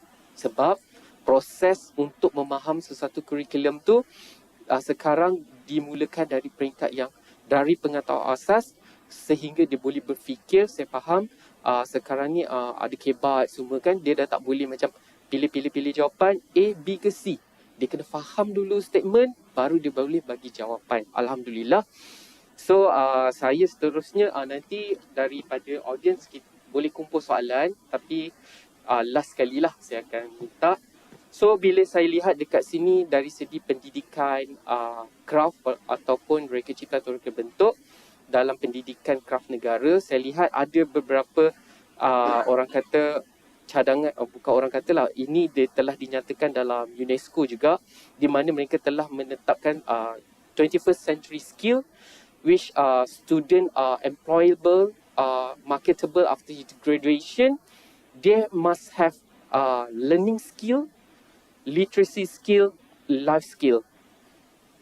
Perkara-perkara ini ada disebut oleh Prof. Hariri tadi. Ada leadership yang terletak di bawah life skill. So ada juga literacy skill di mana perlu faham media dan teknologi penggunaannya. So yang learning skill ni agak kritikal sikit, yang pelajar sekarang tak kalau yang dulu mereka tak alert, sekarang melalui kebat tu saya nampak bagus. Dia ada bukan takat sekolah primary ke secondary ke pendidikan tinggi tertiary ke ataupun higher learning. So bila kita lihat perkara-perkara ni amat penting lah. So dekat sini sangat penting ada skill-skill yang saya nyatakan tadi tu. So bagaimanakah Prof dengan Dr. lihat benda ni adalah orang kata mesti kena ada, walaupun bukan setakat bidang kita kata kejuruteraan, walaupun bidang seni wa imas sekalipun perlu ada perkara ni. Terutama yang saya nampak adalah dari segi life skill, sangat penting. Sebab dalam sistem pendidikan sebelum ni kurang, sekarang saya nampak lebih dititik beratkan. Adakah ianya perlu kelangsungan dalam kita punya pendidikan Kraf khusus? Benda ni perlu dinyatakan. Ringkas saja pun tak apa.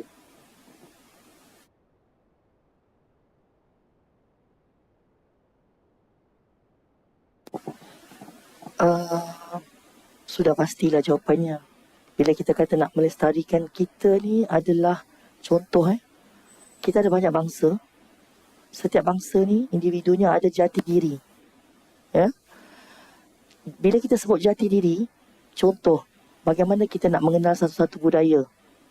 Bahasa antaranya, cara berpakaian, dari aspek kita kata makanan. Tetapi walau moden sekalipun kita, tetapi ciri-ciri atau nilai-nilai tradisi itu tidak menjadi alasan. Kalau kita kata dia bernilai tradisi, ada elemen tradisi, kita masih lagi boleh contemporary-kan. Contoh melalui motif.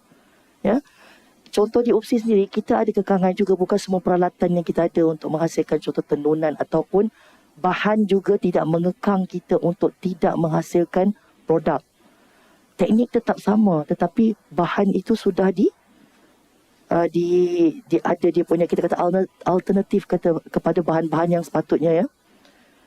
Dan kita ada breaker pun dekat belakang tu kan, Puan Noh dan Cik Siti yang mana bertugas di jabatan kami.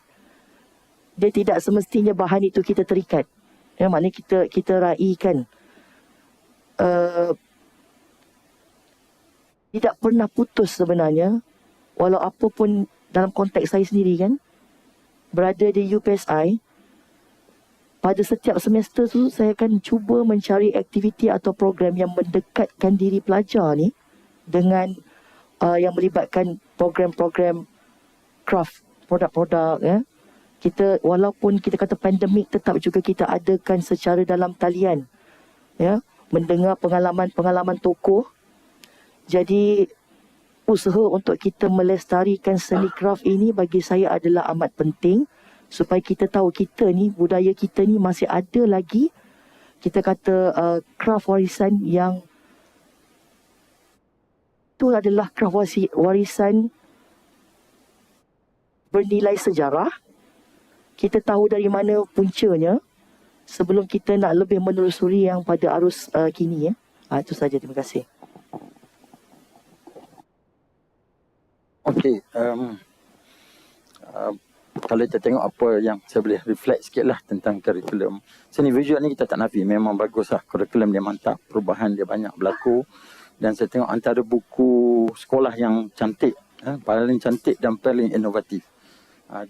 Saya dapat tahu daripada kementerian, buku seni visual, buku teks seni visual dan buku teks RC menjadi contoh sebab kita keluar daripada norm yang standard format yang ada di dalam buku tu sendiri. Bila kita buat buku design, buku tu macam buku law, buku business, buku apa. So mana yang boring kan? Boring. Jadi Alhamdulillah, saya rasa buku seni visual saya tengok antara yang terbaik. Kurikulum dia mantap. Yang saya sebutkan tadi saya clearkan sikit. RC main untuk design, maksud kita bukan cater untuk pergi art design, untuk architecture. Also for them to be a creative and innovative people. Itu tujuan kurikulum RC. Dan RBT dua kemahiran hidup supaya dia ada living skill, tapi bukan untuk TVET. Generally as a living skill to cater banyak. Tapi yang penting dalam pendidikan pada saya lah, kau boleh prasaran pelajar kita. The graduate employability. What's the point? You create the university, you create the institution, you have the school system, but they got no job. They don't know where to go. So that is most important. Last 2 days we had a meeting on Sunday from 9 in the morning until 9 at night. With Lembaga Pengarah Universiti UiTM. We are studying 49,000 our graduate. Of 49,000 of our graduate, survey by KPT, 36,000 only responded to our survey. So almost 14,000 ni dia ignore. Dia tak nak pun participate dengan survey kita kan. Ni dia buat oleh KPT lah. But of 36,000 yang kita survey tu, 27,000 mendapat pekerjaan. This is something which is quite good lah, kita nak tengok kan. Itu penting dalam kurikulum kita buat. It's not about creating the curriculum alone lah. Tapi kau boleh pasaran. Where they are heading. Itulah saya kata tadi peranan Institute Kraf. There are 74 art and design institution in Malaysia. 74 art and design institution. Itu belum masuk yang kecil-kecil lagi lain-lain. Ini yang established. So, mana competition is very high. So kita kena segregate. Which group pergi ke mana, group ni pergi ke mana. Saya itu paling penting kita nak tengok lah kan. Jadi kalau tidak, kita end up jadi with some countries degraded with no job. Jangan kita refer pada 2019, 2020, 2021 with the pandemic tu shouldn't be counted lah. But on the same time kita kena tengok through the pandemic, there are two things yang quite orang kata prominent berlaku.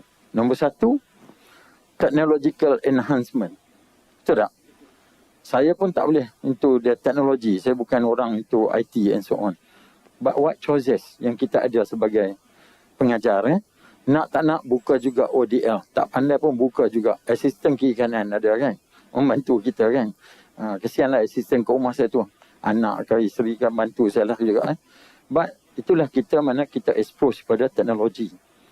Apa lagi generasi yang kecil-kecil umur 8-9 tahun sekarang kan. That is become dia gadget.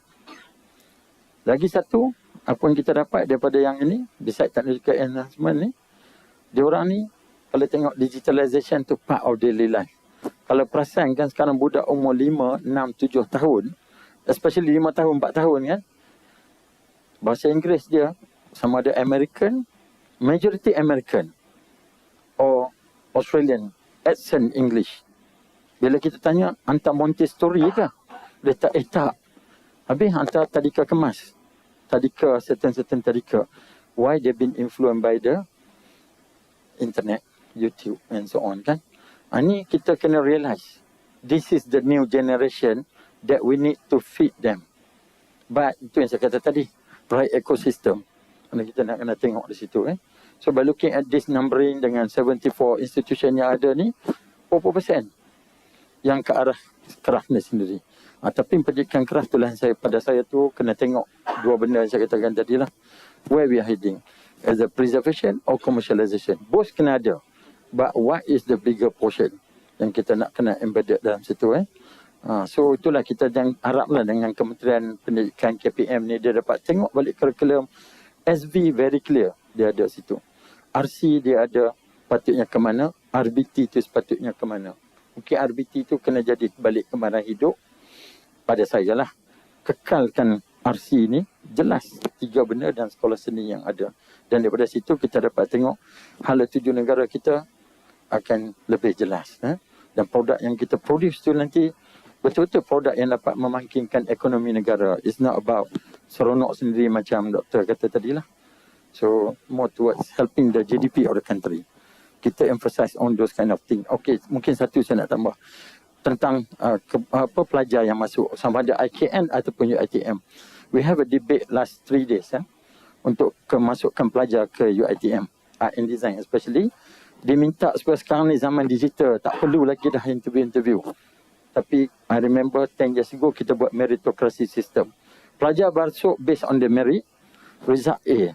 Bila kita tengok result dia A, rupanya projek bukan dia buat, been done by somebody else. They come in 5 tahun, we are suffering sebab pelajar tak boleh buat kerja.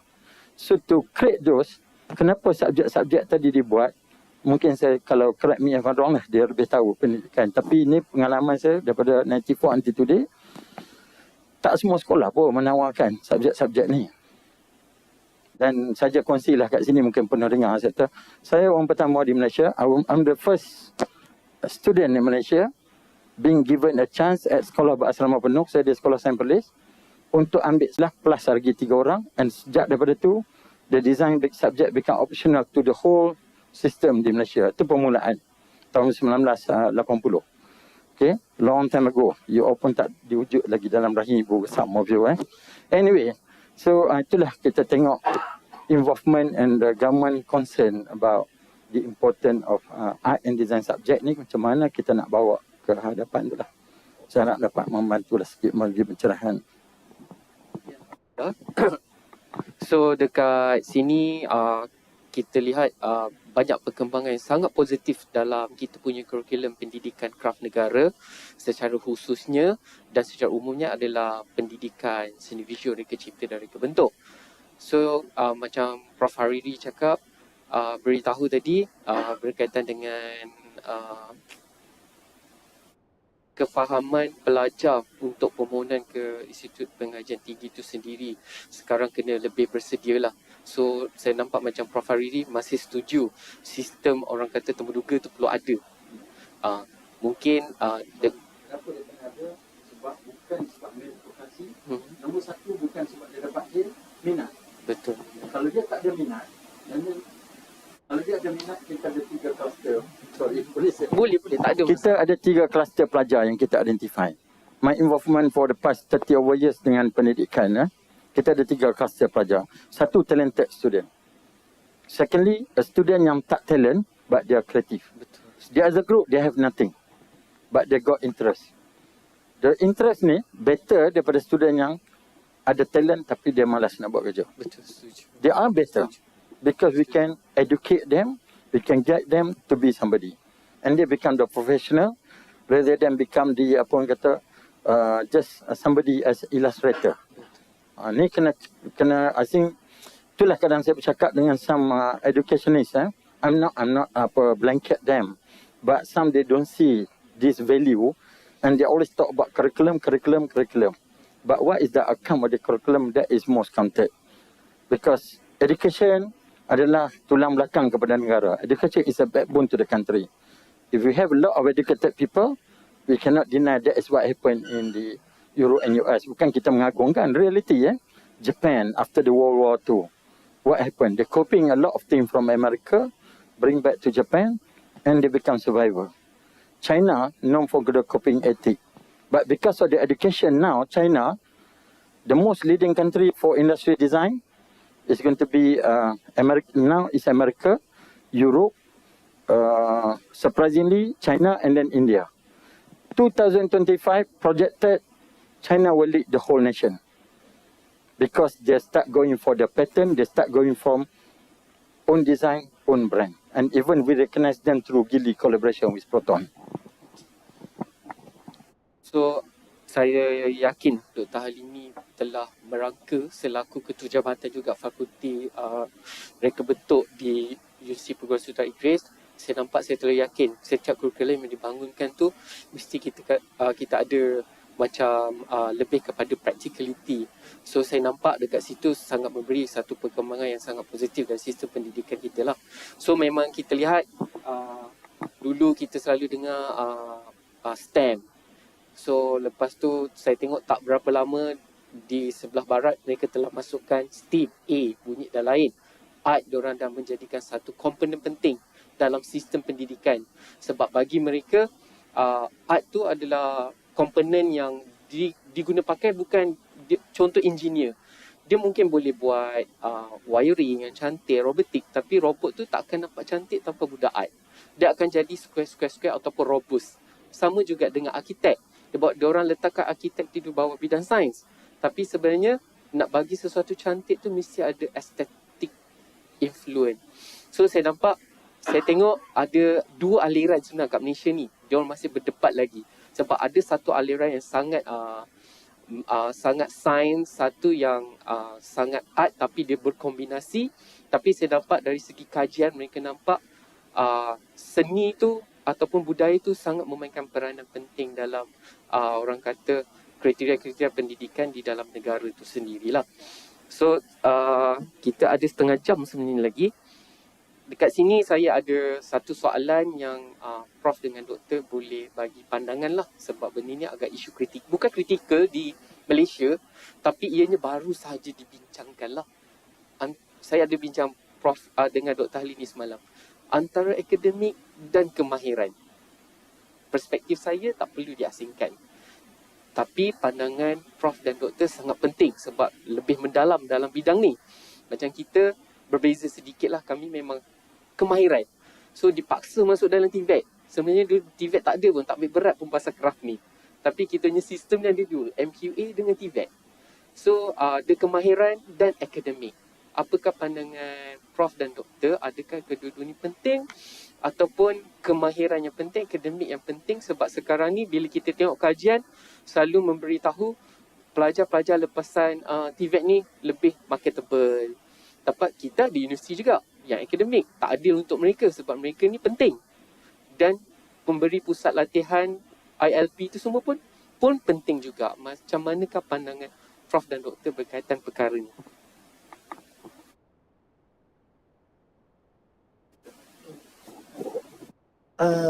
Sebenarnya perkara ni bagi saya dia subjektif. Sebab setiap orang ni dia ada keperluan dan matlamat ke mana dia nak hala tuju kan. Sebagai contoh semalam saya berada di IKN. Saya tanya pelajar tu, ada 2 orang pelajar saya terserempak kan. You belajar kat sini, nanti boleh sambung dekat UPSI. Dia kata, saya tak nak jadi guru, saya nak terus bekerja. So itu adalah keperluan dia, pilihan dan matlamat. Tetapi saya nampak yang akademik ini dan juga yang kita belajar secara tidak formal ni, bagi saya kita boleh seiring, tak ada masalah. Sebab contoh seorang akademia, dia nak mengkaji, dia perlukan juga kepada pengalaman-pengalaman dari seorang tokoh atau mungkin pengusaha dan penggiat. Ya? Dan kita ni, kita kata contoh saya lah mengkaji sesuatu sebelum ni. Saya berjumpa dan bertemu dengan sebenarnya beberapa orang tokoh. Bukan kita jumpa satu pihak, kita jumpa pelbagai pihak.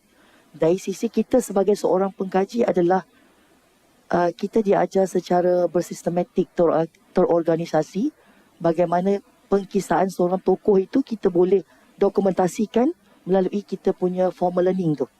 So saling bantu-membantu, saling perlu-memelu. Dan tokoh ini mungkin dia ada dokumentasi yang secara tidak tersusun. Dia ada, dia simpan. Tetapi sebenarnya kita bantu. Dan sebenarnya ramai dalam kalangan pelajar-pelajar saya yang ada yang dah tamat pengajian Masters dan PhD. Mereka mengkaji tentang produk-produk contoh etnik dari Sabah, Sarawak. Ada yang buat kajian motif. Dan tidak dinafikan siapa mereka bertemu. Bukankah dengan pengusaha, penggiat atau tokoh-tokoh yang mereka ni ada bahan, tetapi bila tanya sekejap satu sana, kita anggap itulah peranan kita untuk membantu mereka mendokumentasi, untuk mencari, kadang-kadang mereka menggunakan istilah dalam konteks mereka punya bahasa kan, budaya mereka. Apabila kita kaji, maknanya oh istilah ini ada terdapat juga dalam kami punya budaya. Ya, jadi pada saya seiringlah. Dan pilihan pelajar itu contohnya untuk belajar, sebab kita ada banyak universiti. Saya tak kata mana yang bagus, mana yang tak bagus, sebab kita perlu meraihkan kepelbagaian. Dan kita pun di sini bertemu, bukan satu agensi, bukan satu IPT, tapi kita akan bersemuka balik. Kita menambah jaringan kita dengan pelbagai universiti, pelbagai kepakaran bidang. Dan itulah saya punya pendirian saya, sebab saya juga belajar dan berguru dengan mereka-mereka yang secara tidak formal ni kan, tapi pengalaman mereka sangat hebat.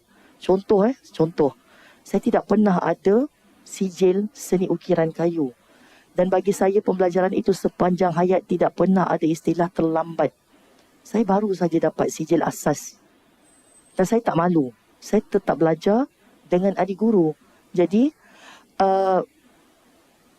tak kira lah saya kata secara formal atau tak formal, masing-masing macam saya sebut tadi lah. Ya, ada pilihan sebenarnya. Ya. Dan kita gunalah perkara-perkara yang kita peroleh itu, matlamatnya satu je sebenarnya, kita nak berada dalam industri ini, kita memerlukan rencam kan. Bukan satu pihak tetapi pelbagai pihak untuk membantu kita. Okay, itu saja, terima kasih.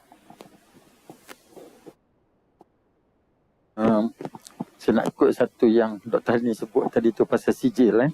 So betul tu, kita pakar mungkin doktor ataupun profesor dalam satu bidang kan, tapi yang sijil tadi tak ada.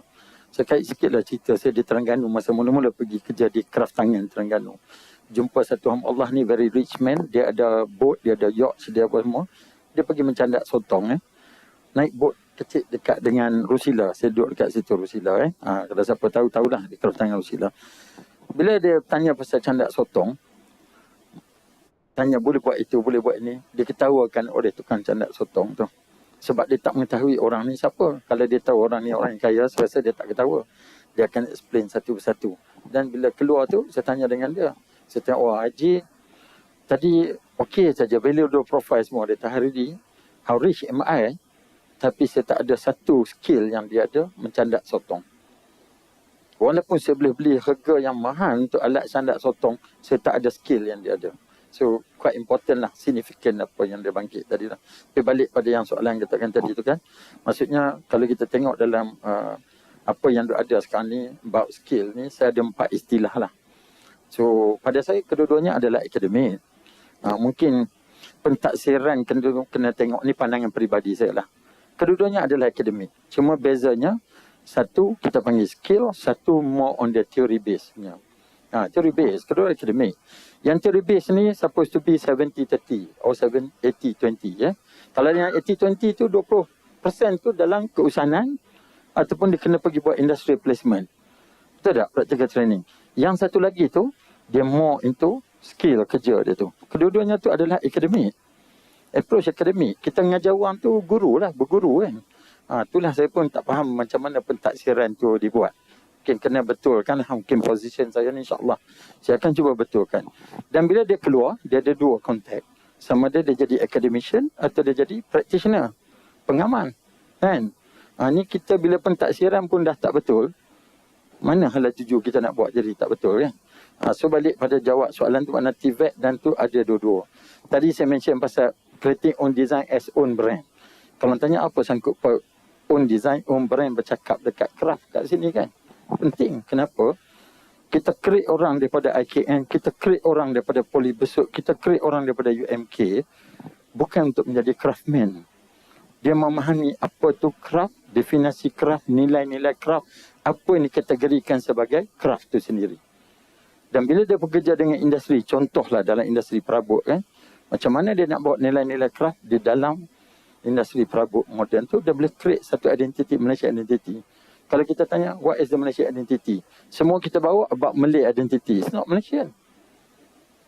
Scandinavian dia ada dia punya. Nordic dia ada dia punya. Kan? Kalau kita tengok, the curvature dia, cara dia potong kayu, itu become the identity. Kerawang tak ada, apa pun tak ada.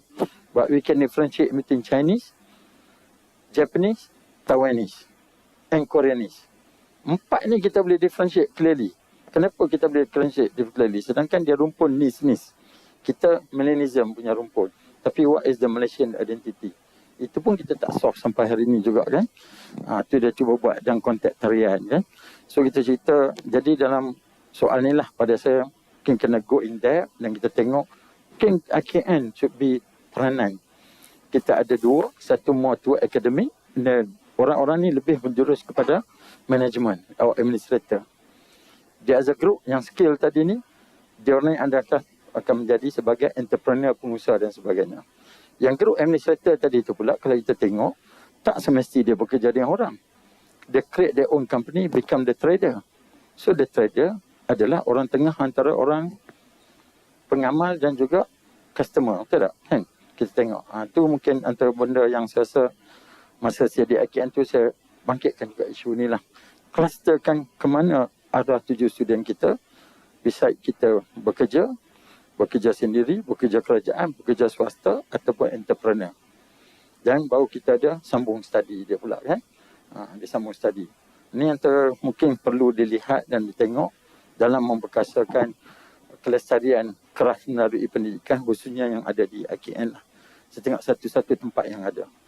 Kalau di universiti ni lain-lain ni, dia embedded yang tak cukup orang kata skill tentang Kraf tu, cuma dia ambil, nampak design, dia study seorang apa orang kata aji guru dan dia bawa masuk, itu je yang dia sampaikan.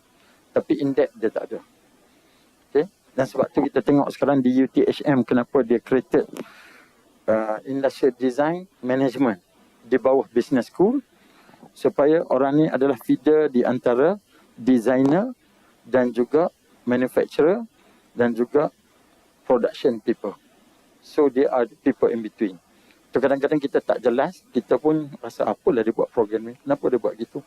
To understand why they need to be fit on macam-macam hal ini sebut tadilah. Dari sini visual tu untuk apa sebenarnya kan. Itulah pada pandangan saya. Okay, Alhamdulillah. Amat jelas lah saya tanyakan isu tu sebab saya diberi soalan macam tu. So bila saya nak jawab, kadang-kadang bukan bidang kepakaran saya tapi saya cuba buat reference, tapi bila dapat penjelasan hari ini rasa audiens pun akan menerima pendapat yang sama. Maknanya semua tu adalah akademik tapi kaedah penyampaian dan metodologi kurikulum atau pendidikan tu bagaimana kita nak sampaikan itu bergantung kepada pemahaman kita. So kita dah untuk sesi soal jawab. So rasanya audiens boleh bertanyalah soalan dalam jangka masa, tak ada perlu lama sangat. Boleh tanya soalan. Kalau nak boleh angkat tangan. Saya bagi mic ni, boleh je.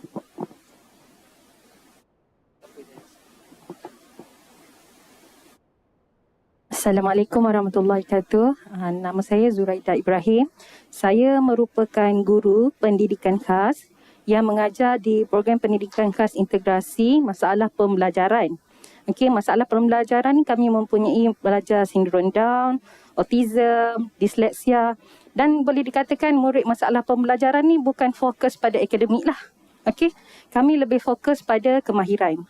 Okey, saya cuma ingin berkongsi tapi saya amat berharap perkongsian saya ini boleh memberi membuka minda kita semualah agar memberi peluang kepada pelajar-pelajar OKU ini ke arah pendidikan Kraf ni.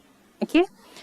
Di sekolah kami untuk murid kita kategorikan mereka sebagai 2 kategori iaitu sederhana dan kategori sederhana dan kategori lemah. Okey. Koefisien rendah. Koefisien sederhana, koefisien rendah. Koefisien sederhana ni biasanya kalau yang pergi belajar di kelas-kelas biasa ni yang akademik tu ialah koefisien tinggi lah. Okey. Jadi pendidikan khas PPKI ni terus ada koefisien sederhana dan rendah. Jadi sederhana ni kita dah ke arah dia untuk SKM, Sijil Kemenangan Malaysia. Okey, tapi secara modular lah, bukan penuh. Okey, dengan keupayaan mereka. Tapi untuk kefungsian rendah ni, ini yang saya ingin berkongsi lah. Kebanyakan mereka ni ialah sindrom Down, autism, okey macam tu. Okey, anak murid saya, kita ada DSKP lah, DSKP. Kraf manik, Kraf batik. Tapi DSKP ini dibuat oleh guru-guru pendidikan khas sendiri yang melihat keupayaan anak murid mereka. Sebab kefusian rendah. Okay. Yang saya ingin berkongsi, bila saya mengajar untuk mereka, sebelum ni manik lah, senang je masuk manik dah jadi kan. Hinggalah kami ada, saya memang hari kemahiran, hari Kraf Malaysia ni memang setiap tahun saya datang. Dan bila saya datang setiap tahun, saya dapat idea. Saya tanya, IKN ni buat apa yang saya boleh dapat idea kat situ, saya bawa balik ke sekolah. Hinggalah saya ajar anak murid saya yang autism jahit manik. Okey. Dan bila saya ajar, saya dapat lihat mereka ni lebih baik daripada cikgu sendiri. Saya mengajar mereka, bayangkan daripada pagi sampai tengah hari, kalau kita ada craft memang sepanjang hari. Mereka boleh cakap pada saya, awak tak penat ke? Tak cikgu, menjahit manik ni menenangkan saya. Saya rasa kita yang normal, tipikal takkan cakap macam tu lah. Menenangkan dia. Dan hasil dia sangat-sangat cantik. Tapi sayangnya sebab mereka ialah kefusian rendah, bila saya tanya macam mana kita nak bagi laluan pada mereka, sebab saya rasa golongan mereka ni lah yang boleh preserve craft kita. Okey? Itu yang manik. Bila yang batik ni, okey, tak apalah mewarna sahaja, kefusian rendah, mewarna sahaja. Tiba-tiba dia letak warna, ya Allah, kenapa cantik lagi daripada cikgu. Okey? Sebab mungkin autism ni, disleksia ni, dia punya pandangan dia lain daripada kita. Cuma apa yang susahnya ialah cara kita ajar dia. Jadi saya harap fokusnya saya ini boleh membuka minda kita semualah yang mungkin golongan ini pun boleh ke arah membantu kelestarian craft kita. Terima kasih. Okay, Alhamdulillah perkongsian menarik. Kita di Institut Kraf Negara pun ada pengalaman macam ni juga semasa saya di cawangan. Betul, Kementerian Pendidikan ada menjemput Institut Kraf Negara juga, iaitu Cik Sohibul. Dia pergi, dia ada satu diskusi lah berkaitan dengan pendidikan khas ni. Dia betul puan cikgu cikgu ada bagi 3 kategori tadi kan, berkefungsian tu. So memang dia tengah fokus kepada yang sederhana dengan rendah. Salah satu platform yang dia boleh sambung adalah di Institut Kraf Negara sendiri. Sebenarnya kita ada terima pelajar-pelajar OKU yang berkefungsian tinggi lah. Ada yang dia memang, sebab kita di bawah SKM, tak ada masalah. So kita masih buka, cuma dia minta bantuan daripada kami bagaimana nak lihat mereka yang berkefungsian rendah dengan yang sederhana ni. Memang kita di Kraftangan memang alu-alukan ada, kita buat program macam tu. Di cawangan terutama berkefungsian rendah ni, memang kita tabi'ah pada cikgu yang mengajar. Sebab bila kami masuk dalam platform tu, student ni dia punya penumpuan dia sebenarnya luar biasa sikit. Kalau dia buat sesuatu tu, dia memang fokus. Sebab bila contoh anyaman lah, masa saya dulu pengalaman di cawangan, bila dia buat rotan tu, dia kata mengaktifkan psikomotor dia orang. So maknanya dia orang ni lebih tekun membuat, dan dia punya kualiti kadang betul. Memang cantik sebab dia punya orang kata penumpuan dia lebih tajam daripada orang biasa. Sebab dia fokus. Kalau orang yang normal ni, dia buat satu je, dia punya sembang dia dah ke laut dah. Tu yang kadang-kadang dia tak kemas. Betul, saya setuju. InsyaAllah lah pandangan Prof dengan Doktor pun boleh share dengan kami berkaitan dengan pendidikan khas ni. Betul, mereka perlu ada di dalam aliran pendidikan kita juga untuk kelestarian. Terima kasih cikgu dan tahniah kerana sekarang ni masih berada di sekolah integrasi. Sebenarnya saya ada sijil pendidikan khas dan saya pernah mengajar selama setahun di Sungai Buloh atas pilihan saya. Sebab saya nak mendapat ilmu bagaimana kita ni nak mendekatkan diri kita dengan murid-murid. Ya. Dan pada masa itu saya ada student saya yang autism, disleksia, masalah saraf, sindrom Down dan sebagainya. Dan kita nampak kekurangan mereka dari satu sudut, tetapi mereka mempunyai kelebihan yang kita tidak terjangkau. Sebagai contoh, saya ada murid yang berusia 8 tahun. Dia hanya melihat beberapa minit saya rasa apa yang ada pada skrin PC dan dia boleh melukis semula dengan detail. Dan pelajar-pelajar autism ini, kalau kita dapat lihat, ada yang menjurus ke arah bahasa, mereka boleh menghafal skrip. Yang kita tak mampu pun nak buat secepat itu, mana kata tidak mustahil mereka juga boleh menghafaz Al-Quran. Ya? Dan tidaklah menghairankan kerana di jabatan saya pun ada dalam kalangan pensyarah yang ada minor disleksia. Itulah keunikan mereka yang tidak ada pada pensyarah lain. Sebenarnya memang seni itu terapi jiwa. Dan mengapa mereka ni anak-anak syurga ini boleh menghasilkan sesuatu yang unik, kerana mereka ralit, mereka buat tu dengan jiwa. Itu yang saya nak kongsikan. Dan insya-Allah lah sepanjang saya mengajar, walaupun kita penat sebab saya ada pelajar yang hyperaktif, yang boleh mencederakan diri sendiri dan mencederakan orang lain, ya. Tetapi kita ni mengajar anak-anak begini ni, kita balik rumah kita tak ingat langsung dah apa yang kita ada di sekolah. Kita tak ada rasa stres. Mungkin kita penat nak mengajar mereka contoh, tetapi kita tak ada rasa emosi. Sebab kalau kita teremosi, kita seorang guru yang mengajar anak-anak syurga ini teremosi, makna kata kita, saya selalu buat lawak lah. Saya kata kita pula yang OKU-nya. Ya? Okey, itu saja. Terima kasih. Okey, sama sekali macam doktor jugalah, tahniah cikgu masih lagi membantu pelajar-pelajar yang macam ni.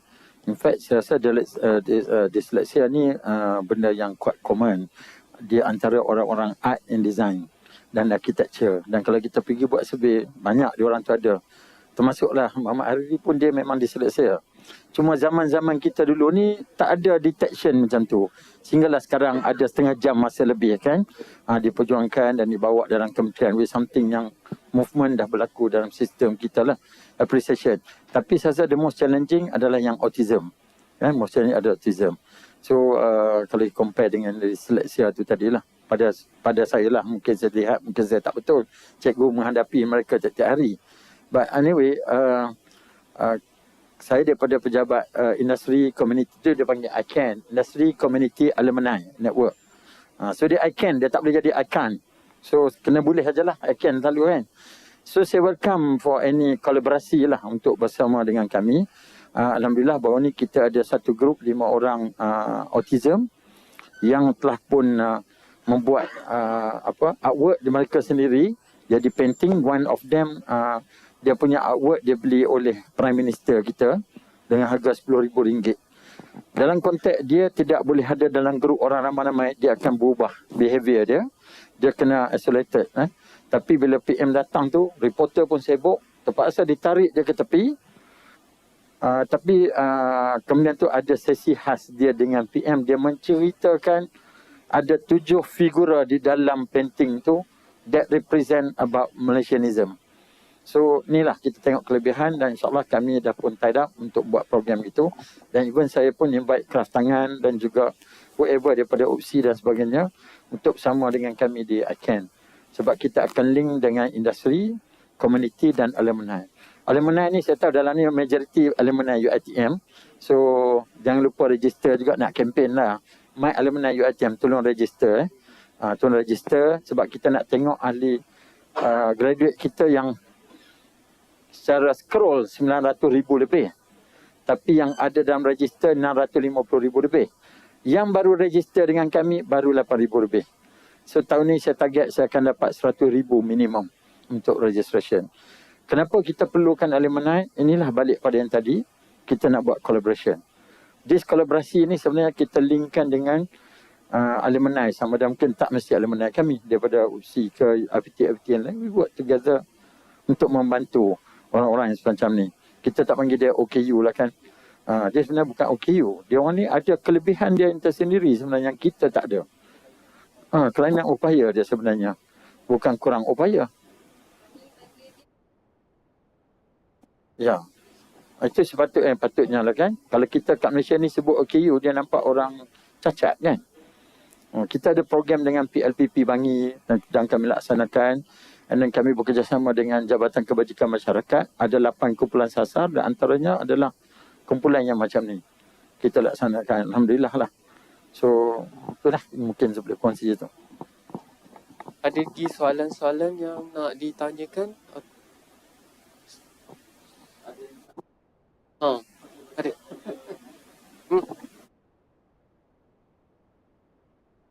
Terima kasih Cikgu Salim. Assalamualaikum warahmatullahi wabarakatuh. Soalan saya ni lebih kepada Prof. Dr. Hariri, yang mana Prof tadi ada sebut kerjasama dengan MTIB. Prof sebut di situ menekankan pihak MTIB telah berjaya menghasilkan, produk ukiran dia tu, tapi mention tentang design craft, bukan craft design. What's different antara design craft dengan craft design tu sendiri, yang mungkin saya perlu tahu juga, sebab saya membayangkan bos tu macam sama, tapi mungkin maksudnya yang berbeza. Itu saja. Beza design craft dengan craft design. Craft design ni macam mana kita tengok ukiran ada sekarang lah. Kan kita letak ni craft design. Ini bagi saya, craft datang dulu, design datang kemudian. Design craft, design datang dulu. Kita create the product tu dulu. Tak mesti kata ukiran, I mean dari segi barang-barang tenun, dia ada produk dia kan. The exclusivity of the product tu berada kepada, the exclusivity of craft tu berada pada produk. Bukannya craft tu memenuhi produk. Contoh bila kita buat macam, mungkin saya rasa mungkin kita aturkan program semalam, sepatutnya saya ada meeting MTIB untuk program Laka ni.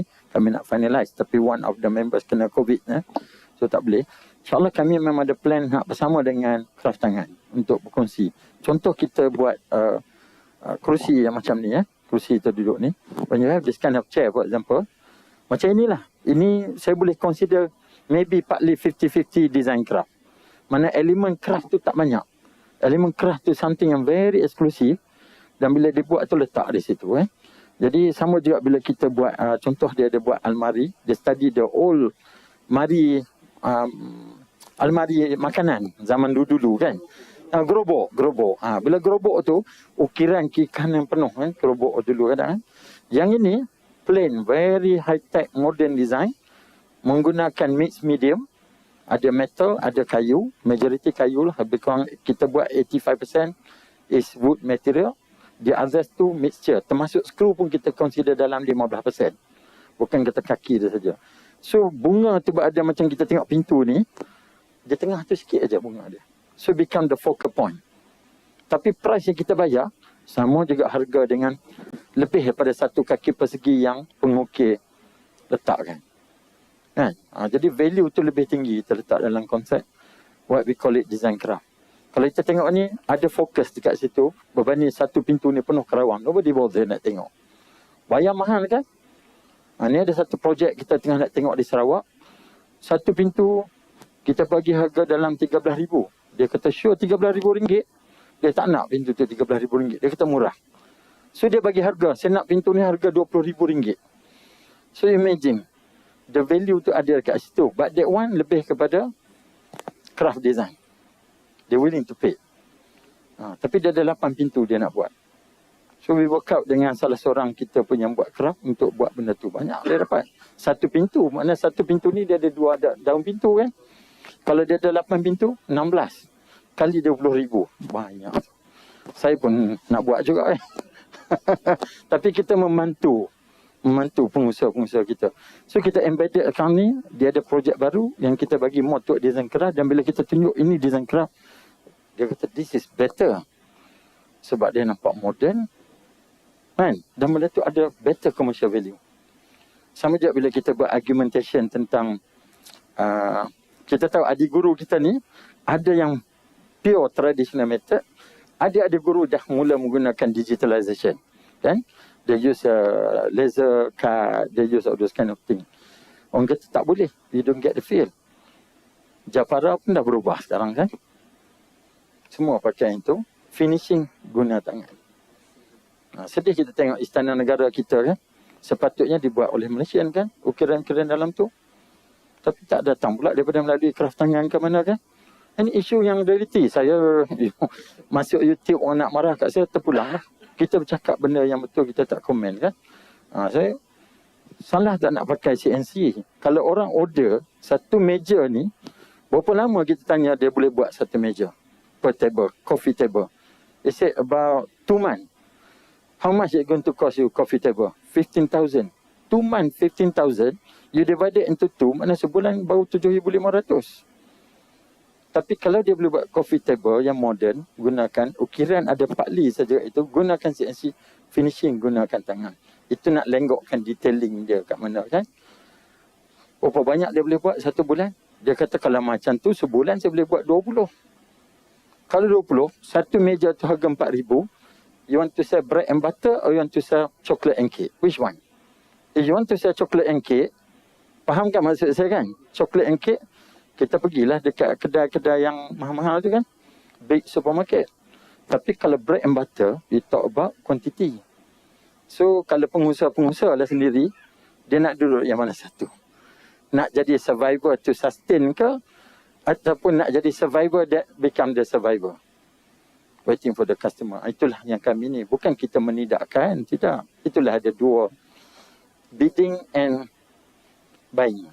Dekat dalam Kraf yang tengah buat sekarang. Bagus konsep dia. Bidding and buying.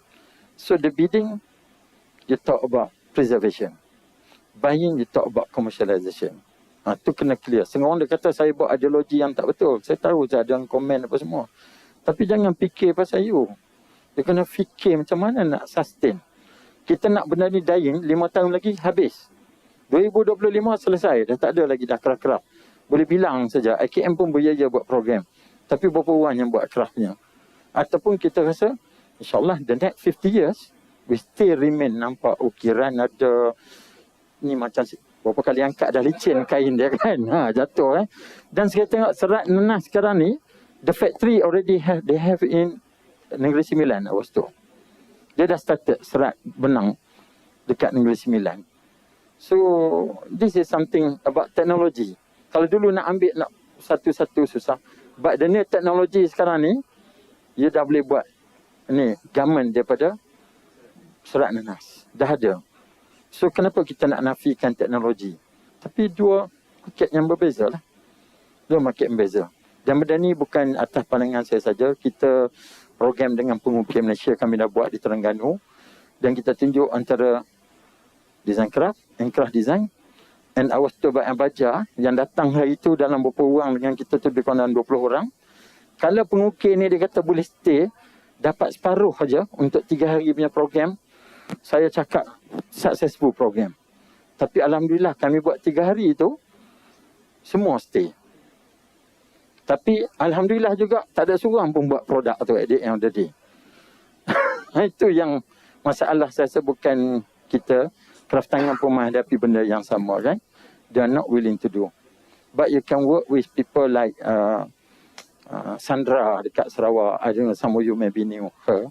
Kan? Dia bawa daripada kampung dia. I can help you lah to find these people. Work with this kind of people. Yang nak commercialkan produk-produk but with the preservation embedded with the commercialization. Kita identify orang-orang ni. Tak perlu banyak. 5, 6. Tapi 5, 6 ni macam Dr. ni kata, we create messenger, not giving the messages. Create messenger. Because the messenger, we give all the messages to others. InsyaAllah. So, any question to answer? Okay.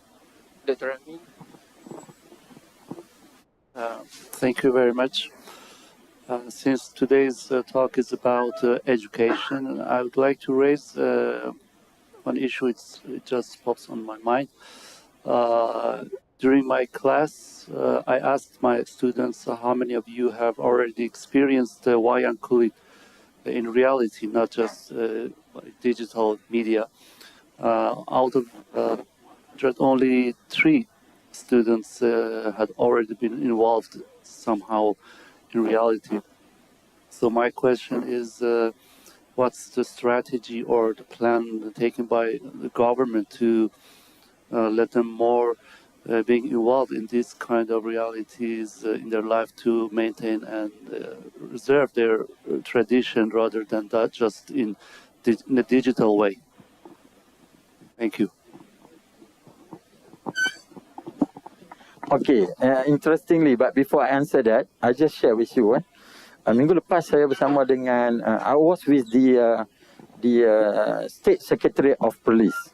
In Police, only 5 things that you can see. Kuala Police, Padang Besar, Tasik Melati, Gua Kelam, and Batu Pahat.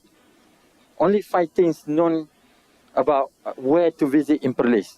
For the past, I don't know, 40 years maybe, or 50 years. I'm already 58, so maybe the last 50 years. But with the new State Secretariat that come into Perlis from Negeri Sembilan, he identified 30 places to visit in Perlis in 2.5 years. You can go to his FB, 14,800 images he have on his FB, every images, tak ada satu, none of it that I will say I will cross. All will be green, green, green. Go and have a look. Tuan Azman being something you can share. Very interesting. So what I'm saying here just to share, if we have the right way in promoting about this kind of thing, yeah, and it will be true. The true craft will be shown to the public.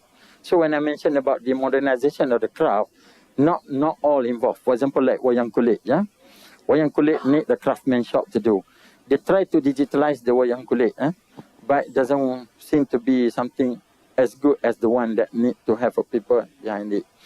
Last 2 days or so, I was with Pon Emma. We're meeting this guy, and then together with one of the royal member of Kelantan, to promote back a lot of things with Dato' Azanin and so on about the preservation of our tradition and craft in Malaysia.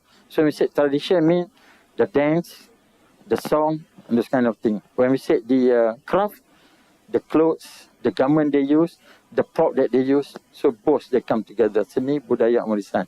The arts, the culture, and the heritage come together. So about this digitalization, for me, maybe just to share with the new generation is okay. But on the same time, we have to show the reality, what is wayang kulit is all about. That one, I disagree to be digitalized or be modernized. Not everything. Not everything. There are things that we need to preserve. There are things that we still can commercialize. I don't know to what extent I can whatever to answer the question. But I'm not surprised, sir, because the new generation today, for example, you know, in the class, like during Dr. Halini's time, if I ask her, she not only knew a lecturer in her department from fashion, she knew the whole lecturer 128 in the whole faculty. You go and ask the student today, even 20 lecturers in their department also they don't know what's their name are, what is their designation. So it's about, you know, attitude. So for me, most importantly, it's about the culture change, to do the culture change. When we say the culture change, we need to look into how to ensure that they're able not to respect or value for what we have, but to appreciate. If they can appreciate, and then the job will be easier. And they must have the right attitude towards what they're doing. So these, I think, the things that sometimes not being taken care of by the educators. I'm not accusing, right? Not accusing, but generally sometimes.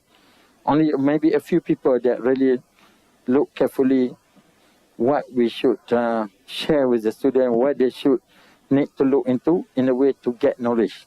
So some people, they say convince. It's not about convince, how to educate them. Teaching and guiding. Yeah? Some people, they teach, but they don't guide. So in this kind of situation, for craft, it's about guiding and sharing knowledge. It's not about just to convince them that you need to preserve. So that is my point of view. Okay, Dr. Halini ada apa-apa? Tak ada. Okay. Saya pun, I also can be given a response to Dr. Amin about the shadow puppet, is it? So the shadow puppet, I so agree with Prof. Hariri. Not everything we need to digitalize, but in part of our government, actually in Kraf Tangan, we have a program to create a new generation for the puppet maker, but to play the shadow puppet is under Aswara. So they have like a stage performance, but in different way. But compare with previous, all the presentation of shadow puppet, they're put in open area. But nowadays, we can see on YouTube. So we can understand. But I also agree with Prof. Hariri, to play the shadow puppet is something you need to feel the material itself and the process how it create. As Dr. Noon, actually shadow puppet, they have new character now. They also have the Ultraman character. But the interesting is how they play the shadow puppet, like a stage performance, but in different way. But what I can see is the shadow puppet can see around the world nowadays. To the media social and also the digital through television, also the YouTube. But the process in part our government, we have a initiative we call apprenticeship. We create a young generation to make a shadow puppet, and we collaborate with the villages and also the Aswara also through Jabatan Kesenian under Ministry of Motek. They give some training, early training to the student, also the young generation. If not, I'm mistaken, in our Hari Kraf Kebangsaan, we have to demonstrate how to make the shadow puppet with the leather. We can see. That's a platform we can use to share the knowledge. That's all. So, ni dah ke penghujung.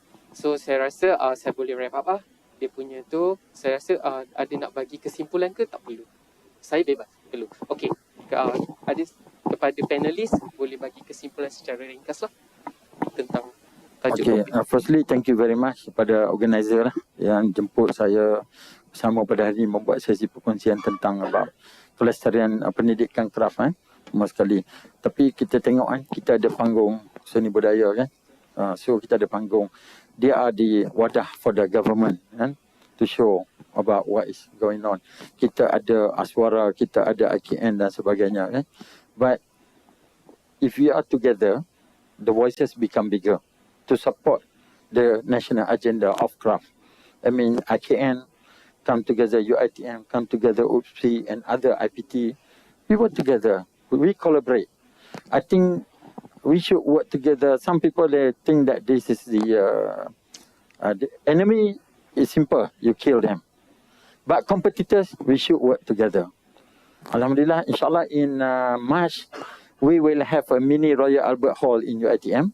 The Dewan Seri Budiman, if you are familiar where you've been graduated a long time ago, for who daripada UITM so kita dah convert Dewan Seri Budiman to become the mini Royal Albert Hall. InsyaAllah dalam end of March will be completed dan boleh guna. So come together, we do a program, then we can promote something that related to art and craft. I said together. Sometimes kita promote craft saja known with the Hari Kraf Negara.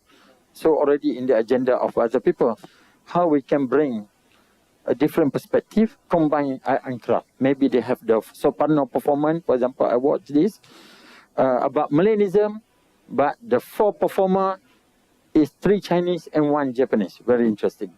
And the song is all about Melanism in the tenor apa nak kata, melody. So quite interesting. So where we should preserve dekat sini is about the gaman, the prop dan dia ada dekat situ, kita embedded kat dalam. So people have to think that interrelated. Itu pandangan saya lah. So collaboration tu cukup penting to support one another. It's not like isolation and be the orang kata solo. So that's why tadi saya kongsi about the synergy. Leadership, practitioner, talent. You can bring those 3 together, insyaAllah. And insyaAllah for IKN office, I would like to welcome one again lah for IKN in particular dan juga others. Pengusaha, persatuan pengusaha kan, apa yang kita boleh buat bersama-sama untuk memperkasakan seni dalam konteks yang lebih tinggi nilai dia. Bukan nilai-nilai yang dilihat ni, tapi nilai yang komersial memberi pulangan kepada pengusaha. Dan insyaAllah lebih ramai orang akan masuk IKN dan the intention to become the entrepreneur. Itu pada saya lah. Most importantly at the end of the day is like saya selalu sebut di mana-mana kan. Sebut ungkapan ni, tumbuh tu berpunca, punca tu rahsia. Tumbuh tidak menjak kawan, naik tidak menjak lawan, tapi kita tumbuh melingkar mesra. Terima kasih.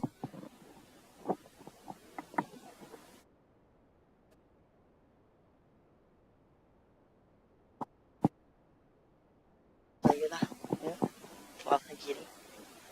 Prof Hariri kerana dapat bersama-sama dalam sesi kita kata forum ya. Kata kunci dia adalah kita ni kena bersatu bersama-sama sebab usaha ni bukan dari satu pihak tetapi pelbagai pihak, masing-masing ada peranan dan fungsi. Jadi kita fokuskan hala tuju tu sebenarnya satu. Tetapi sebagai contoh saya di universiti, saya ada peranan saya bagaimana saya nak ketengahkan, nak memberi ilmu, nak mempraktikkan. So kita akan adakan jaringan usaha sama. Kalau saya difahamkan IKN kami perlu sambung semula MOU dan dengan pihak-pihak yang lain lah. termasuk juga universiti lain, agensi dan sebagainya. Itu saja, terima kasih. Okey, terima kasih. Secara keseluruhan, bila topik ni sangat menarik dibincangkan, banyak isu yang dibincangkan dan penyelesaian-penyelesaian dan pandangan. So, secara rumusannya saya lihat Kelestarian Pendidikan Kraf Negara ni orang kata diteruskan, nampak ada perkembangan yang positif, tapi perlu ada penerapan nilai-nilai yang kualiti dalam kita punya pembelajaran, proses pembelajaran. Dari peringkat awal, dari segi awal kita faham benda tu perlu ada penerangan daripada basic. Di peringkat yang tertinggi mereka lebih bersedia, subjek-subjek yang diajar lebih bersedia untuk mereka keluar dalam industri itu sendiri. So, saya ucapkan terima kasih banyak-banyak kepada audien dan peserta atas kehadiran, dan paling penting adalah perkongsian orang kata yang sangat orang kata berisi untuk kita guna pakai, sama ada benda tu boleh dijadikan sebagai rujukan dan juga penambahbaikan, sama ada pihak IKN tu sendiri, Kraf Tangan Malaysia secara khususnya daripada panel kita lah, Prof Hariri dan juga Dr. Halini. Terima kasih banyak. Thank you very much for your supporting our seminar. Thank you.